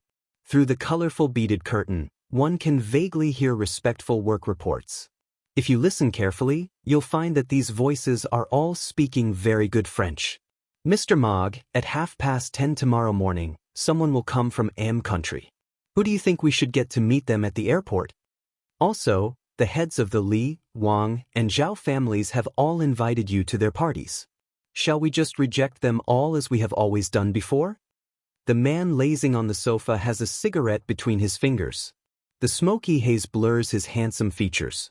When he speaks, it's also in fluent French. My time is not to be spent on irrelevant people. For everything else, you can handle it. By the way, I see that Mo Baichuan has been quite idle recently. Figure out some work to give him. At this, everyone looked incredulously at the man on the sofa. When did Mo Baichuan offend Mr. Mog? With Mr. Mog's status, the Mo family wouldn't even be worth mentioning in his sight. There's no need for him to go out of his way to make life difficult for a small fry like Mo Baichuan. I have to go, I have other things to attend to. The man crushes his cigarette, stands up, and heads for the exit without giving the others a chance to respond. Two foreign assistants with blonde hair and blue eyes immediately stand to see him out. Just as he's almost at the door, the man pauses as though recalling something. He looks back and says, "Oh, and get me a blender, imported, good quality." After a pause, he adds, "It's for making skincare products." Skincare products? The two assistants are taken aback. When did Mr. Mog start going into the skincare business? When do you need it? By tomorrow at the latest. The man responds, "All right." Though it's hard to import products at such short notice, especially obscure items like blenders, no one questions who Mr. Mog is. As long as he gives the word, even the stars would be plucked from the sky and personally delivered to him. Wherever he goes, Mr. Mog is a symbol of power. After giving these instructions, the man leaves the tea house, leaving the two assistants looking at each other in bewilderment. Zhao Jingrong, dressed flamboyantly, walks into the main hall of the tea house. Because she received reliable gossip that Mr. Mog would be visiting the tea house today, Zhao Jingrong naturally came to accidentally bump into Mr. Mog. With her credentials, as long as she's willing to put in the effort, and as long as Mr. Mog isn't blind, he is sure to fall for her. Once she wins over Mr. Mog, then she will be the most honored woman in the entire Beijing. With this thought, Zhao Jingrong lifts her chin high, her eyes filled with disdain wherever they fall. Suddenly, Zhao Jingrong tenses up.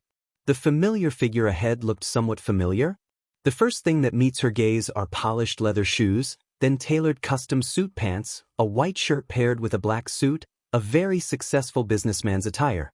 Moving further up, there's a sexy Adam's apple, a delicate jawline, thin lips, a high and straight nose like it was carved from a knife, and the slightly uplifted phoenix eyes, filled with infinite light, are like the starry sea. There's no lack of handsome people in this circle, but ones as handsome as this man are hard to come by. Zhao Jingrong's heart skips a beat wildly, but in the next second, the admiration in her eyes is completely replaced by thick disgust. Because she suddenly recognizes that this man is none other than her ex-fiancé, Mo Qishan. What a shame, such a good-looking face. How did it end up on Mo Qishan's face? If Mo Qishan wasn't a complete loser, he might have been worthy of her. What a pity. She doesn't need to guess why Mo Qishan would show up here. He must have known that she would come here today, so he came here to wait by the rabbit's den, hoping to create an accidental meeting. Such a man is really horrifying. Isn't he done already? They're clearly divorced, yet he still wants to pester her. Just like a fly. Disgusting. Chapter 175. Mr. Mog, humble and mysterious, invites guests to dinner as for a lady of her caliber. How could she possibly be suitable for a good-for-nothing like Mo Qishan? Zhao Jingrong swallowed her disgust and walked straight to Mo Qishan. Mo Qishan? Yes.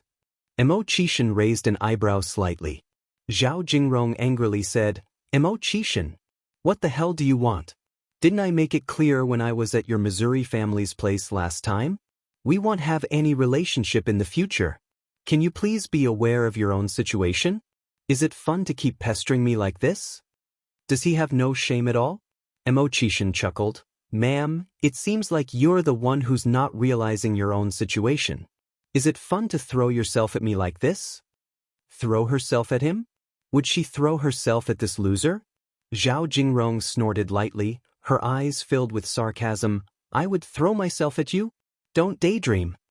If that's not the case, could you please step aside?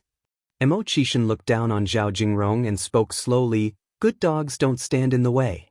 The last sentence, although a dirty retort, came off rather elegantly from his lips, without a hint of discord.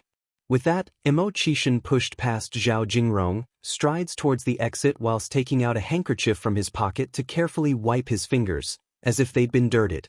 Upon passing a garbage bin, he promptly threw the soiled handkerchief in. This scene had Zhao Jingrong trembling with fury.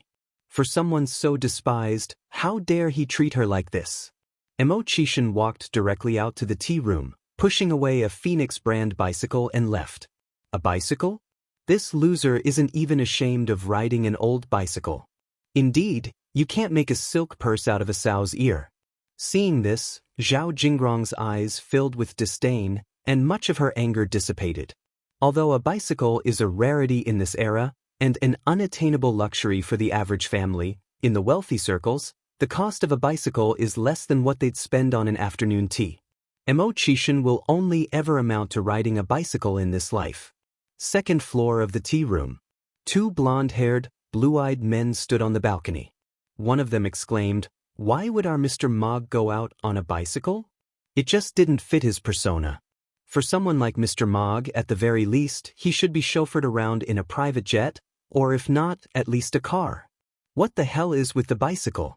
Who would believe that the mighty Mr. Mog's vehicle of choice would be a bicycle, if they hadn't seen it for themselves? It's truly a subversion of one's sense of reality.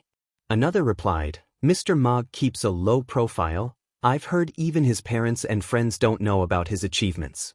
My God, that's seriously low-key. Ordinary people, if they have any achievement, can't wait for everyone to know about it. But Mr. Mog, he keeps his success to himself. Ni family's home. Ni Yang's skincare products have been selling extremely well recently. Ni Yang calculated that she had made 2,000 yuan so far from her skincare line.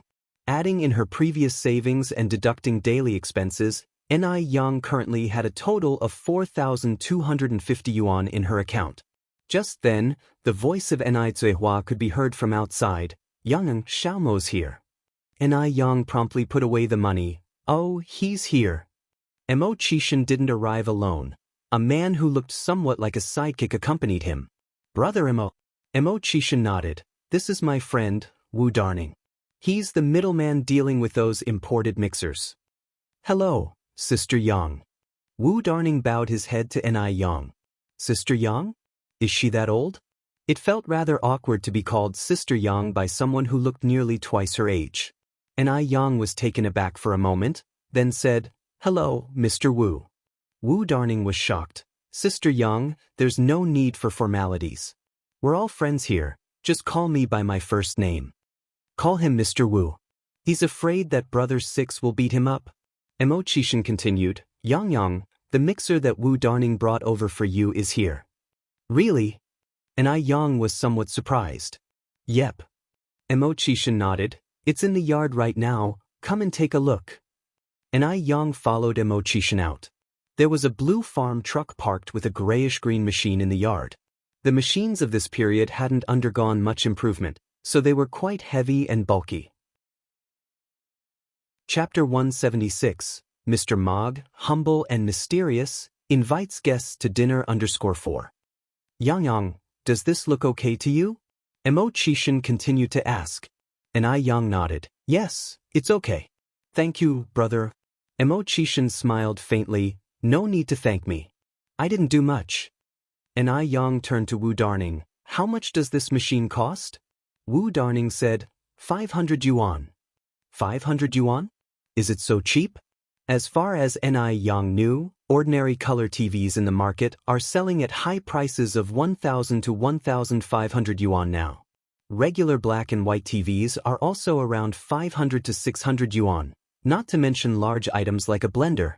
Ni Yang had previously asked about prices from secondary dealers too, to know that the price of a blender starts from at least a 5-figure sum. And even with such a high price, it wasn't available immediately, there was a waiting time, and an uncertain one at that. This 500 yuan was beyond Ni Yang's expectations.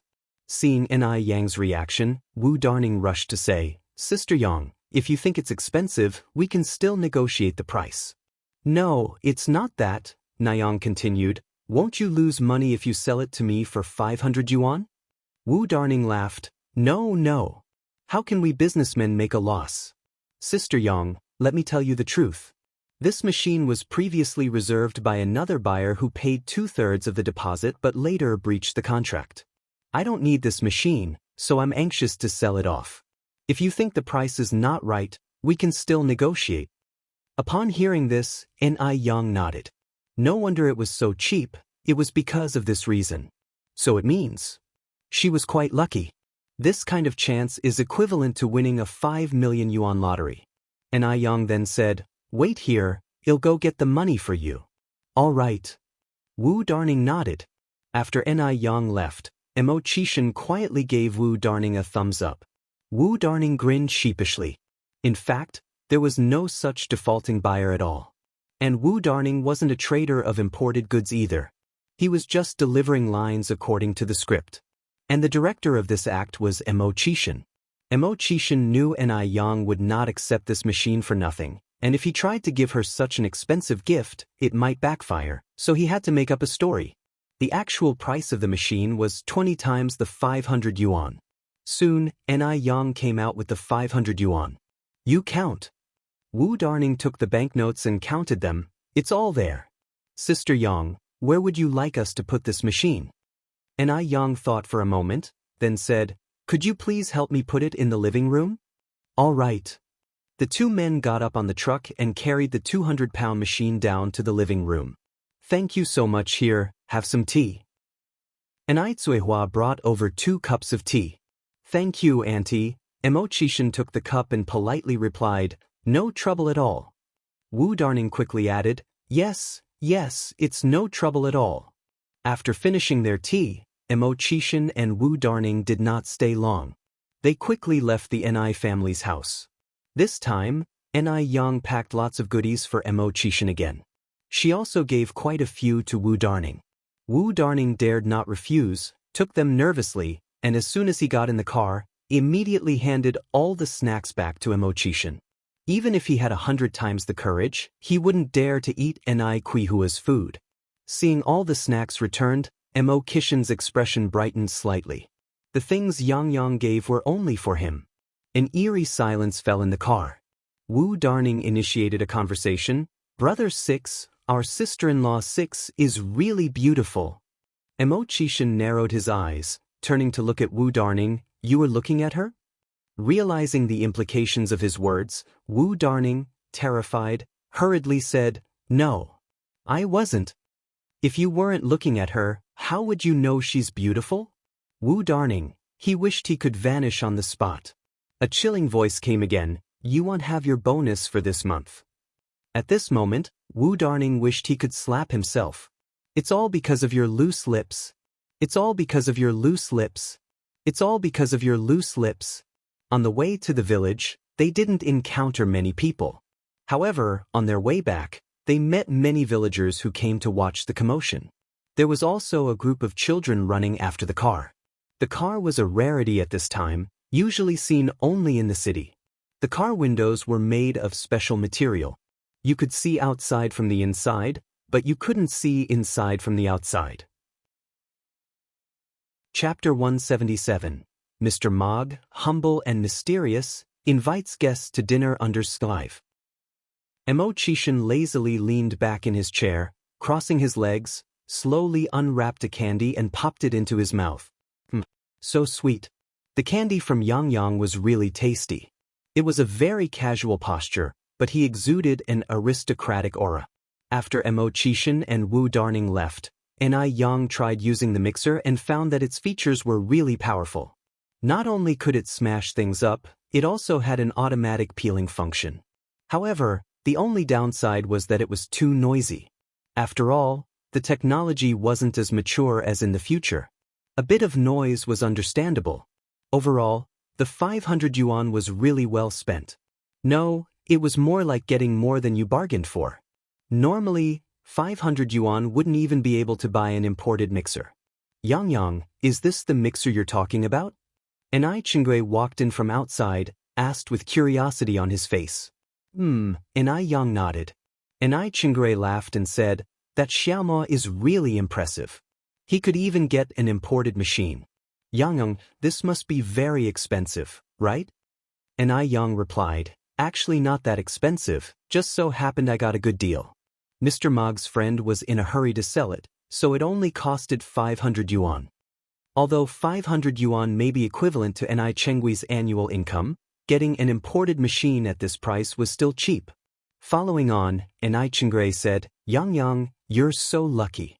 By the way, I have a few colleagues who need skincare products. Do you have any in stock now?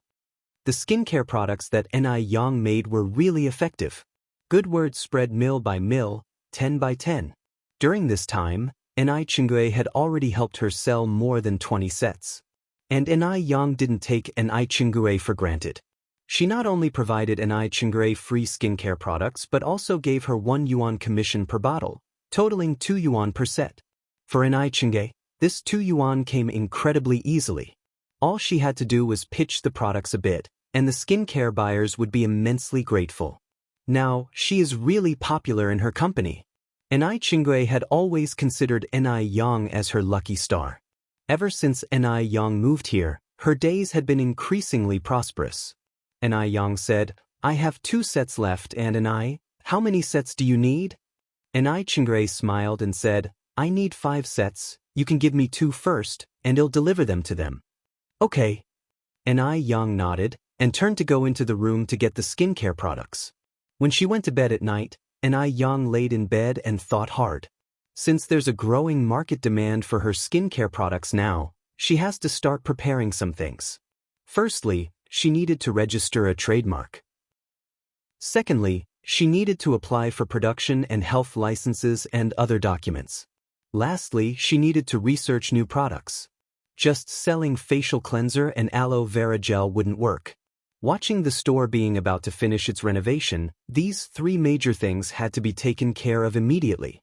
Otherwise, when everything piles up, there wouldn't be enough time. Ni Yang had always been an action-oriented person. Early the next day, she went downtown to apply for licenses. This era had few individual businesses, and people's awareness of trademarks was weak. Even fewer people would apply for trademarks. It didn't require lots of applications as it does in the future, followed by lots of reviews. Ni Yang only spent a day to get all the licenses in order. The trademark that Ni Yang registered was Ice Skin Jade Face. This name was common and easy to understand in this era. If put in the future, it would not be outdated and it clearly indicates that the products sold are skin-related. Having registered the trademark, Ni Yang went back home and spent the night designing the bottle and packaging for the skincare products. If you decide to make skincare products, you must normalize the process. Ni Yang was never a sloppy person. Ni Yang had good hands-on skills. The things she drew were lifelike, just like pictures taken by a camera. They were just beautiful. Mom, what do you think of this bottle and packaging? Ni Yang showed the finished design sketches to Ni Zihua. Ni Zihua nodded continuously, it looks good. It looks good. Ni Zihua from the past never knew that her daughter was so capable.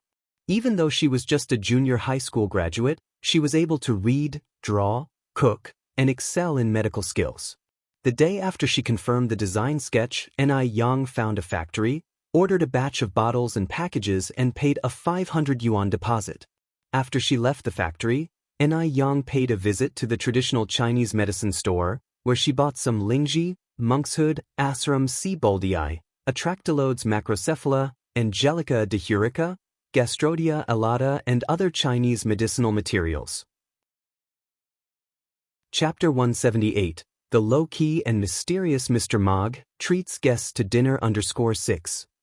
As recorded in the Compendium of Materia Medica, these herbal medicines all have excellent freckle-removing effects. That's right, the new product that Ni Yang is launching is designed for freckle removal. Because once a woman has had a child, more or less, she will get some freckles on her face. In the future generations, those freckle-removing skincare products will be very popular. After returning home, Ni Yang began to make her freckle-removing face cream. Ni Yang first ground the purchased herbal medicines into powder with a blender, then added aloe juice, milk, cucumber juice, and stirred it into a paste. Then she added distilled water and other secret ingredients. Only then it was finished. The final face cream was yellow-green in color, with a faint scent of herbal medicine, very refreshing and pleasant. Since Chingay had a few faint freckles on his face, Ni Yang gave it to him to try. Freckle removal products surely won't produce immediate results. It wasn't until the third morning that Chenggui's surprised voice came from the yard. Yang, the color of the freckles on my face has started to fade. Chingay, in order to see the effect, intentionally left a freckle untreated. Now the color of the other freckles on his face has significantly faded, only that untreated one remained yellow-brown. Originally, Chingay didn't think this thing could remove freckles, but he didn't expect that Ni Yang would give him such a big surprise. Congratulations, Ni. Ni Yang opened her mouth with a smile. No woman doesn't love beauty, so at that moment, Chingay couldn't stop smiling. It's me who should be thanking you. After that, Chingay asked, Yang, do you want to sell this freckle-removing face cream? Not for sale yet. Ni Yang continued, I'll give you some samples. Distribute them to those who have bought facial cleanser and aloe gel. If they like it, they will definitely come back for more. There are very few freckle-removing products in this era, and there are even fewer with good effects. So, just by relying on Chenggui's recommendation, most people certainly wouldn't believe it. Therefore, proof was needed through actual performance. The sample bottles were small, enough for about 3 days' usage, and by the time the cream was used up and the effect was visible, everyone who had sampled it would surely want to buy more. Chingay took the samples, nodding approvingly. Yang, you are so smart. Not only could this strategy attract many customers, but it could also win over hearts. A free bottle of freckle cream. Who wouldn't be happy? Because the freckle cream worked so well, Ni Yang worked overtime to make plenty more. At this moment, Chingay came in from outside. Yang, we are running out of aloe vera. Ni Yang had indeed planted a lot of aloe vera before, but because she had been making facial cleanser and aloe gel frequently lately, there wasn't much aloe vera left in the vegetable garden. Ni Yang thought for a moment and then said, In that case, Mom, could you go around the village tomorrow and let them know that we're buying aloe vera? 1 cent per pound. Aloe vera is a very common plant because it has the effect of healing burns. Almost every household in Jinghua village has planted it. Moreover, aloe vera is a kind of propagating plant. Usually, after successfully planting one, it will proliferate into many more. Cuihua nodded her agreement. Okay, Yang. The next day, Cuihua, holding her baby, went to the big locust tree at the center of Jinghua village. Because there was no television or mobile phones in this era, people would gather together to chat during their free time, sharing each other's gossip. Therefore, almost every village has a gathering point. When idle, the women of the village would gather and chat. Whose daughter had a bad marriage, whose son got admitted to college, which couple had a fight last night, the latest gossip could always be heard at the gathering point. And the locust tree in the center of the village was the gathering point for Jinghua village. By the time Cuihua arrived, the women were already chatting lively. A few older women were chatting fervently, while the young girls and wives listened with interest. Seeing Cuihua coming, everyone greeted her warmly. Cuihua is here. Come and sit down. These are the melon seeds roasted by my family. Have some. These are the ripe persimmons from my garden. Not only was Cuihua beautiful, but she was also very honest and never gossiped about anyone. In addition to all the help that Ni Yang had given to the villagers, Cuihua had also become one of the most popular women among these ladies. Chapter 179. Mr. Mog, humble and mysterious, invites guests to dinner. _7 Everyone would vent their grievances and share fresh gossip with Ni Cuihua first because she could keep a secret and never laugh at others. After Ni Cuihua sat down, she told everyone about Ni Yang's plan to buy aloe vera. Everyone was stunned when they heard it. Yuans per kilogram? Was Ni Cuihua joking? For Jinghua village inhabitants, the aloe vera was an insignificant wild plant. Even the local vegetables were only sold at 5 cents per kilogram, Yet this wild plant was being sold at yuans per kilogram. In the eyes of the villagers, the price of yuans per kilogram was astronomical.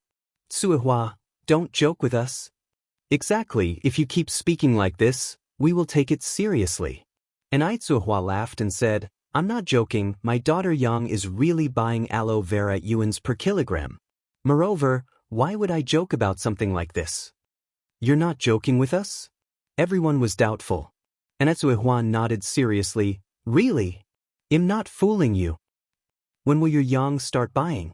And Tsuehua continued, as long as there is, we will buy it any time.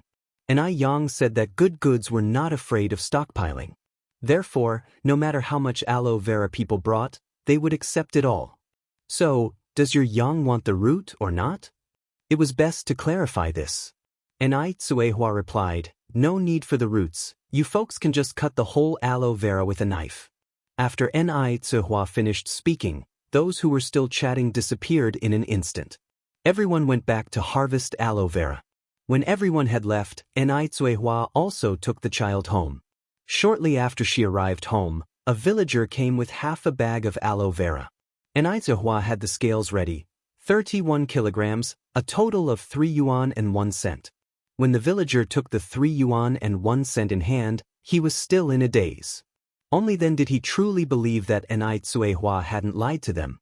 The more villagers came to the family to deliver aloe vera, they went in with aloe vera and came out with money in their hands. Almost everyone had a smile on their face. In this era, it is not hard for someone who knows how to do business to earn money, but it is difficult for these honest villagers to make money. Common farmers work hard in the fields all year round and can't make 100 or 80 yuan. But today, they only sold a little aloe vera and made 3 or 4 yuan. You should know, aloe vera is much easier to manage than the crops in the field. It seems they can plant more aloe vera next spring. Since Yang came to Jinghua village, their days in the village had been getting better and better. It seems that Yang was truly their lucky star. After purchasing the aloe vera, Yang rode her bike to the city. The shop renovation had been completed, and the final cleanup had begun. In 3 days, the shop could officially open for business. At this moment, Wang Jinfeng was busy setting up tables and chairs. Seeing Yang walking in, Wang Jinfeng greeted her with a smile. Yang is here. Aunt Jinfeng. Yang continued, where are Uncle Tiniu and the others? Wang Jinfeng replied, your Uncle Tiniu and the others are cleaning the kitchen and arranging the kitchen utensils. Oh. Yang nodded, Aunt Jinfeng, I have something to discuss with you. Go ahead. Wang Jinfeng wiped her hands on her clothes and sat opposite Yang. Yang continued, I want to invite you and Aunt Zhou to work in the noodle restaurant after it opens. The salary will still be 2 yuan a day. I have already spoken to Aunt Zhou about this. What do you think? Yang was busy with her skincare business, so if she didn't hire 2 more people for the restaurant, she wouldn't be able to handle it. After considering all aspects, Zhou Qingshang and Wang Jinfeng seemed to be the best choices. Zhou Qingshang was educated and reasonable. Although Wang Jinfeng was a bit spirited in character, sometimes, a spirited person was necessary to rule out evil. Yang had experience running a catering business in her past life. She knew that sometimes there would be some extremely difficult customers, and even some who would come to cause trouble. Zhou Qingshang and Wang Jinfeng could complement each other's personalities. Upon hearing this, Wang Jinfeng looked at Yang in surprise, unable to close her excited mouth. This was simply a surprise from heaven. 2 yuan a day. 60 yuan a month, 720 yuan a year. My goodness! She had not earned this much money in 3 years. Upon hearing this, Wang Jinfeng nodded repeatedly, I am willing. I am willing.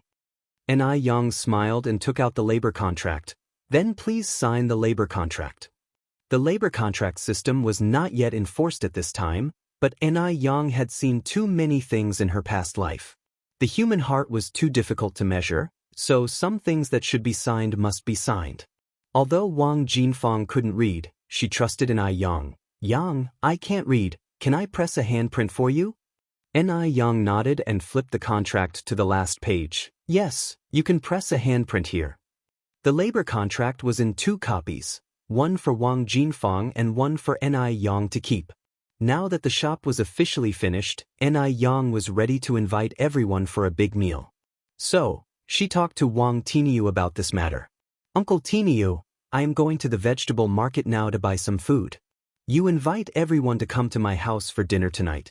Make sure they bring all the old people and children from their homes. Don't keep formalities with me. Ni Yang is a grateful person. She always remembered the matter from last time, and because of that, she had the idea of leading the whole village to prosperity. Otherwise, she would not have bought aloe vera from the villagers. There is a reward for everything you do. Since the villagers of Jinghua village showed her the warmth of brightness, she would not behave like an ingrate. Wang Tiniu was a little embarrassed. Yang, you don't have to go through so much trouble. It's not easy for you to make money.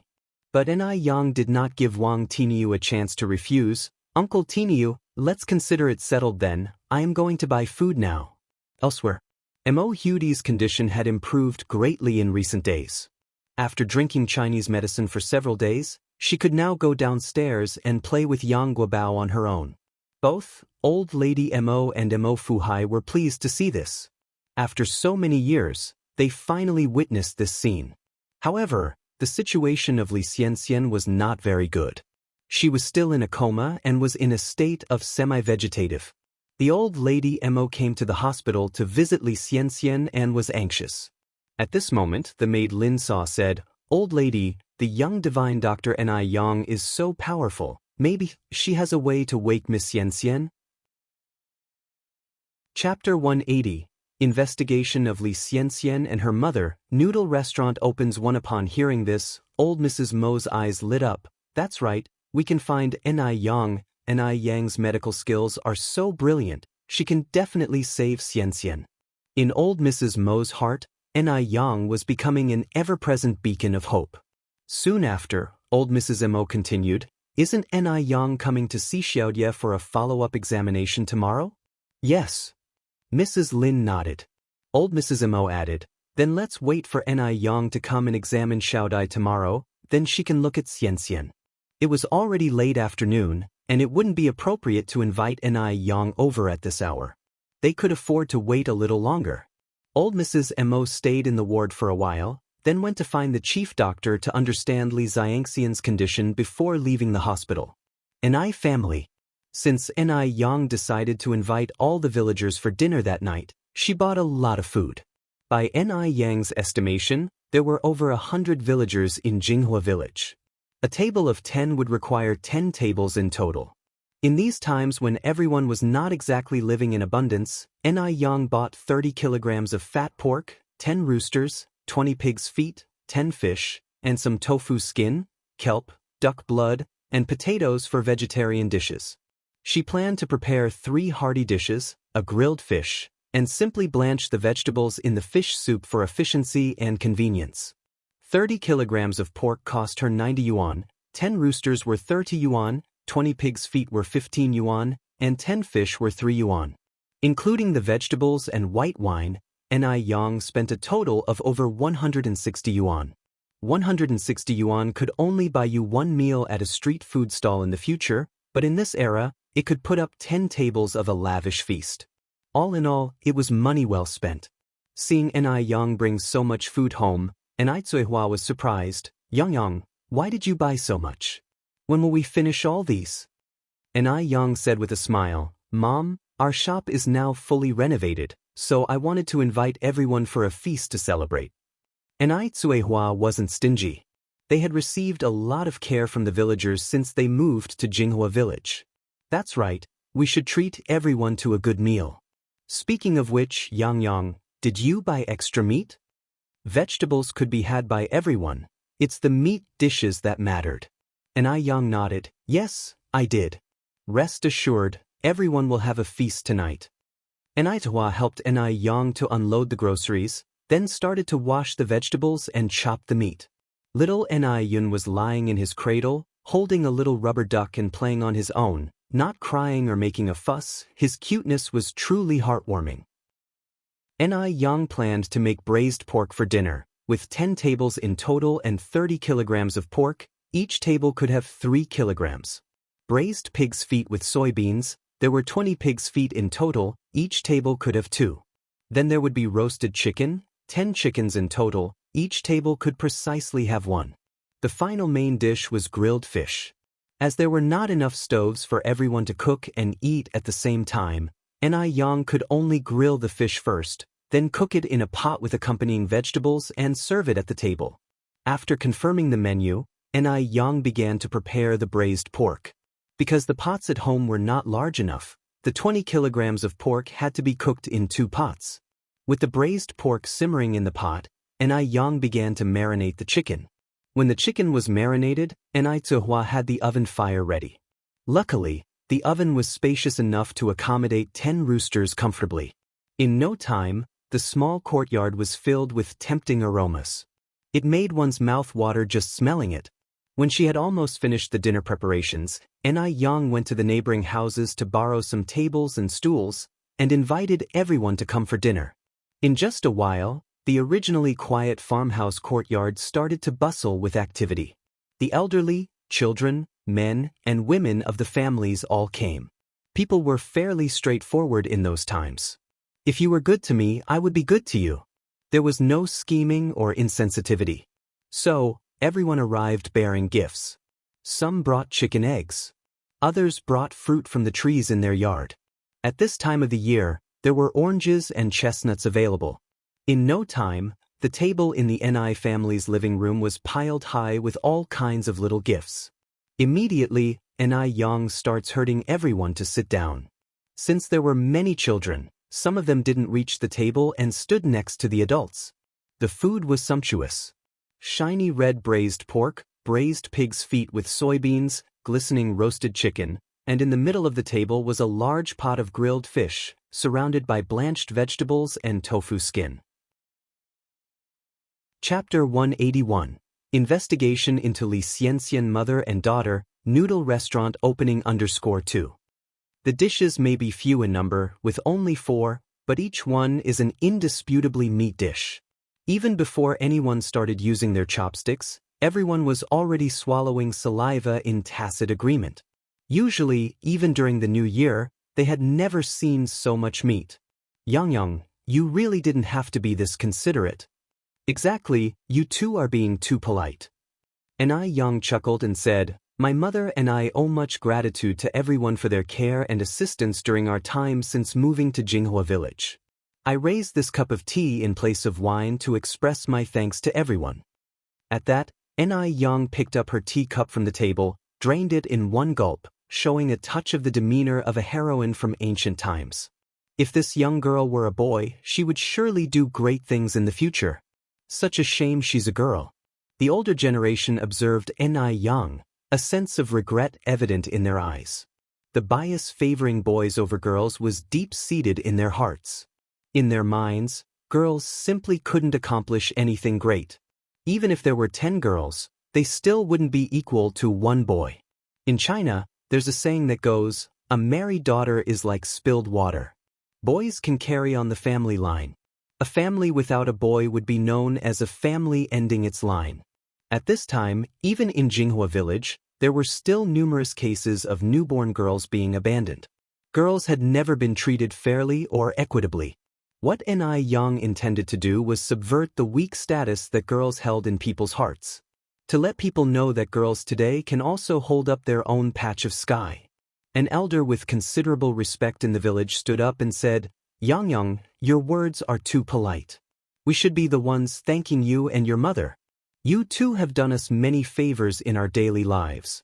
Moreover, since you moved to Jinghua village, it shows that we are destined to be connected. Henceforth we are all part of Jinghua village. Old Sheng is correct. You and your mother are part of Jinghua village. We're all from the same village, let's not talk as if we're from 2 different ones. Chingay had been married into Jinghua village for over 20 years, and this was the first time she realized that the villagers of Jinghua could be so united and welcoming. Previously, everyone seemed to be busy with their own things, and, except for funerals and weddings where they would gather, there were hardly opportunities to gather together. The relationship among neighbors was not as harmonious as it is now. Moreover, They were not easily accepting of outsiders. Outsiders also found it hard to integrate into the locals' way of life. The main reason why Ni Zehua and her daughter were so easily accepted by the villagers was because Ni Yang knew how to interact with people, was generous with money, and knew how to win people's hearts. It was hard to imagine that Ni Yang, a 17-year-old girl, could have such ability. Whether it was her business acumen or her interpersonal skills, she outperformed most adults. At the same time, Ni Qinggui knew well that Jinghua village, a place so small, could not contain Ni Yang. This girl would one day dazzle everyone. If Ni Yang had been born in the Warring States period, she could easily have been a female general or an empress. Although China has a history of favoring males over females, over the past 5,000 years, there have been women who became queens and government officials. To avoid any possible suspicion, men and women sat separately during the meal. There were 5 tables for men, 5 for women, and some children eating at smaller tables by the side. Throughout the meal, there were exclamations of delight.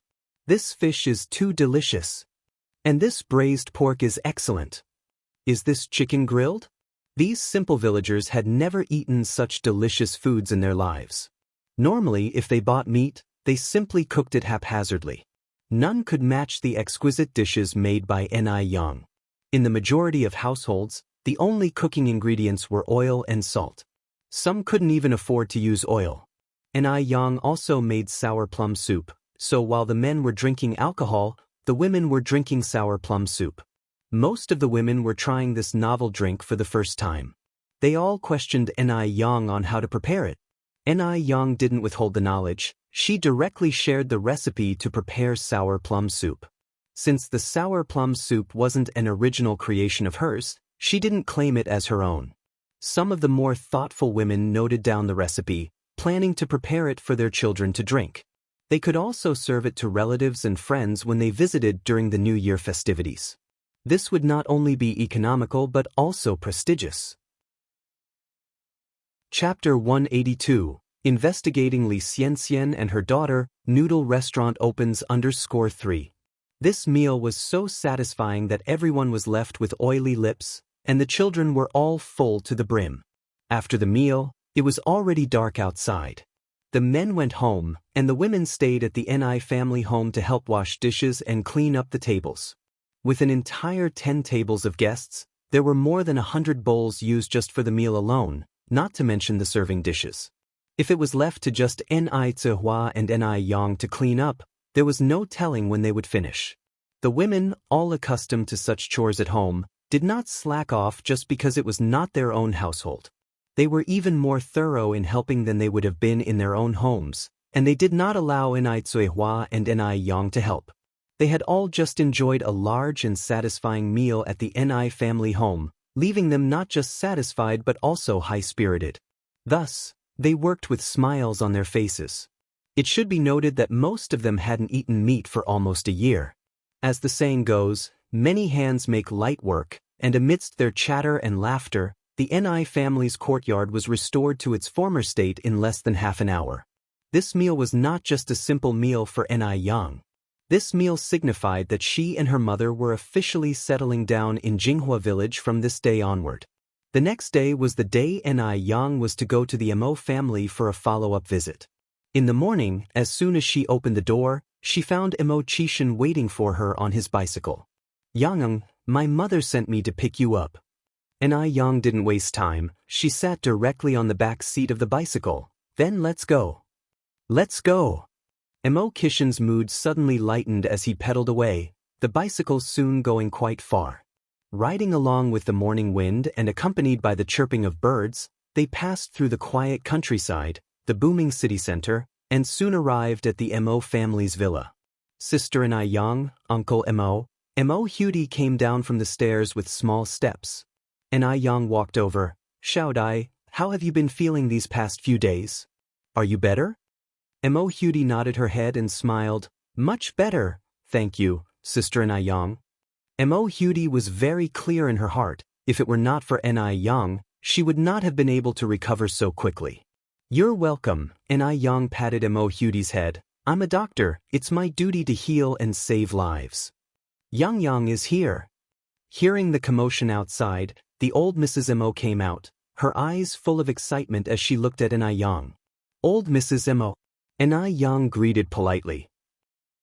Mrs. Mo instructed the servants to serve tea and water, and brought out a variety of imported snacks. Xianxia, have a snack and some tea before checking Xiaodai's pulse, no rush. Xianxia picked up the tea and took a sip, then took Mo Hudi's pulse. Mo Qishan quietly watched her. Xianxia focused slightly, her eyes serious, her long eyelashes casting a faint shadow on her eyelids. She was not like the fashionable women on the streets. Every piece of clothing she wore had a subtle hint of antiquity. For example, now, she was wearing a white knee-length cheongsam with a beige long coat over it. The collar of the coat was embroidered with a few proud red plum blossoms, echoing with the red buttons on the cheongsam. She conveyed both classical beauty and the youthful playfulness suitable for her age. Over the years, Mo Qishan had seen many girls, but none of them made his heart beat faster like Xianxia did. Mrs. Mo also was very satisfied with Xianxia. She was not someone who paid much attention to family backgrounds. Zhao Jingrong came from a prestigious family, but what happened in the end? Did she not still look down on people with her superior attitude? So, compared to family status, she valued a person's character more. After a while, Xianxia released Mo Hudi's wrist, and then said, Xiaodai's recovery is faster than I expected. If she continues this way, she should be almost cured after a month of taking the medicine. The metabolic rate of children is much higher than that of adults, after all. Mrs. Mo nodded her head, taking Xianxia's hand, and exclaimed, Xianxia, we are so lucky to have met you. If not for you, Xiaodai might still be bedridden. Before you, Dr. Ace examined Xiaodai too. He even suggested a full blood transfusion for Xiaodai, claiming that she wouldn't survive without it. Looking back, that Dr. Ace's words seem alarmist, lacking skill and demeaning traditional Chinese medicine. Xianxia smiled. Actually, blood transfusion is an option, but it carries more risk. Western medicine, based on natural science, aims to cure problems directly, treating the symptoms. However, traditional Chinese medicine, based on philosophy, sees the human body as a whole system, advocating treatment from the inside out, slowly adjusting. Firstly, cure the root cause, and the symptoms will naturally improve. Chapter 183. Investigation into Li Xianxian mother and daughter, noodle restaurant opening carrot. Upon hearing this, Mo Baichuan, who was about to enter, halted. He could hardly believe that these words came from Xianxia's mouth. He vividly remembered the night Mo Hudi's accident occurred. Dr. Ace had found him, denounced everything about traditional Chinese medicine, even boldly declaring that without his treatment, Mo Hudi only had death as an option. Yet, not only did Xianxia not belittle Western medicine, but she also pointed out the differences between Chinese and Western medicine. Could an ordinary person possess such magnanimity? Or did Xianxia know he would return and had prepared her lines ahead of time? This wasn't impossible for Xianxia. After all, it was not the first time Xianxia has done such a thing. In order to get close to him, she had truly went to great lengths. Thinking of this, Mo Baichuan felt a surge of disgust. Just as Mo Baichuan was about to step in, his assistant ran over from behind and whispered, Third Master, something has happened at the base. Another incident? Mo Baichuan slightly furrowed his brow, his eyes full of impatience. These past few days had been like a curse. Every time he left the base, something would immediately happen. He was nearly suffocating from being tangled up in these trivial matters. Let's go. Mo Baichuan turned around and strode towards the door. In the room, Madame Mo thanked Xianxia again and then handed her a thick envelope. Xianxia, this is a small token of gratitude from the Mo family. Please accept it. In principle, money cannot measure the act of saving a life, but Madame Mo couldn't think of any other way to thank Xianxia. Madam, I accept your kind intentions, but I can't take so much. Xianxia opened the envelope, symbolically drew out a couple of large notes. Taking these is enough. It's difficult to see a doctor, to find medicine, even harder to consult a doctor. If I were to take this much money from you, It would break the rules and no one would dare come to me for treatment anymore. Doing good deeds would bring blessings. This was a lesson Ni Yang learned from being reborn. Therefore, Ni Yang not only treated the rich but also ordinary people. If word got out that she charged sky-high consultation fees, what were those struggling people supposed to do? In this life, she intended to use her medical skills to help even more people. Madame Mo looked at Ni Yang, her eyes full of admiration. Girls as good as Ni Yang were hard to come by in today's world. She was very authentic, no deliberate flattery in her words, no smugness for curing Mo Hudi. Throughout, she retained a calm demeanor. It was as though she was like an orchid in an empty valley, quietly elegant. Good. Madame Mo held Ni Yang's hand, lavishing her with praise. After a while, Madame Mo remembered the business at hand, and continued, Yang, I have a younger relative. She tried to commit suicide some time ago by slashing her wrist and has not woken since. Do you think you can make some time today to see her? Ni Yang nodded, I can. Madame Mo excitedly said, we can go right now. Mom, Mo Chishan followed their pace, I'll accompany you too. The three of them arrived at the hospital together. When Ni Yang saw the patient lying in bed, she froze. If it's not Xianxia, then who is it? Even though Xianxia was considerably younger than in her previous life, Ni Yang recognized her at first glance. What was Xianxia's connection with the Mo family? Ni Yang vaguely remembered that in her previous life, there was a scar on Xianxia's wrist. So it was from this time. But why did she try to commit suicide? Although shocked, Ni Yang's face did not reveal anything.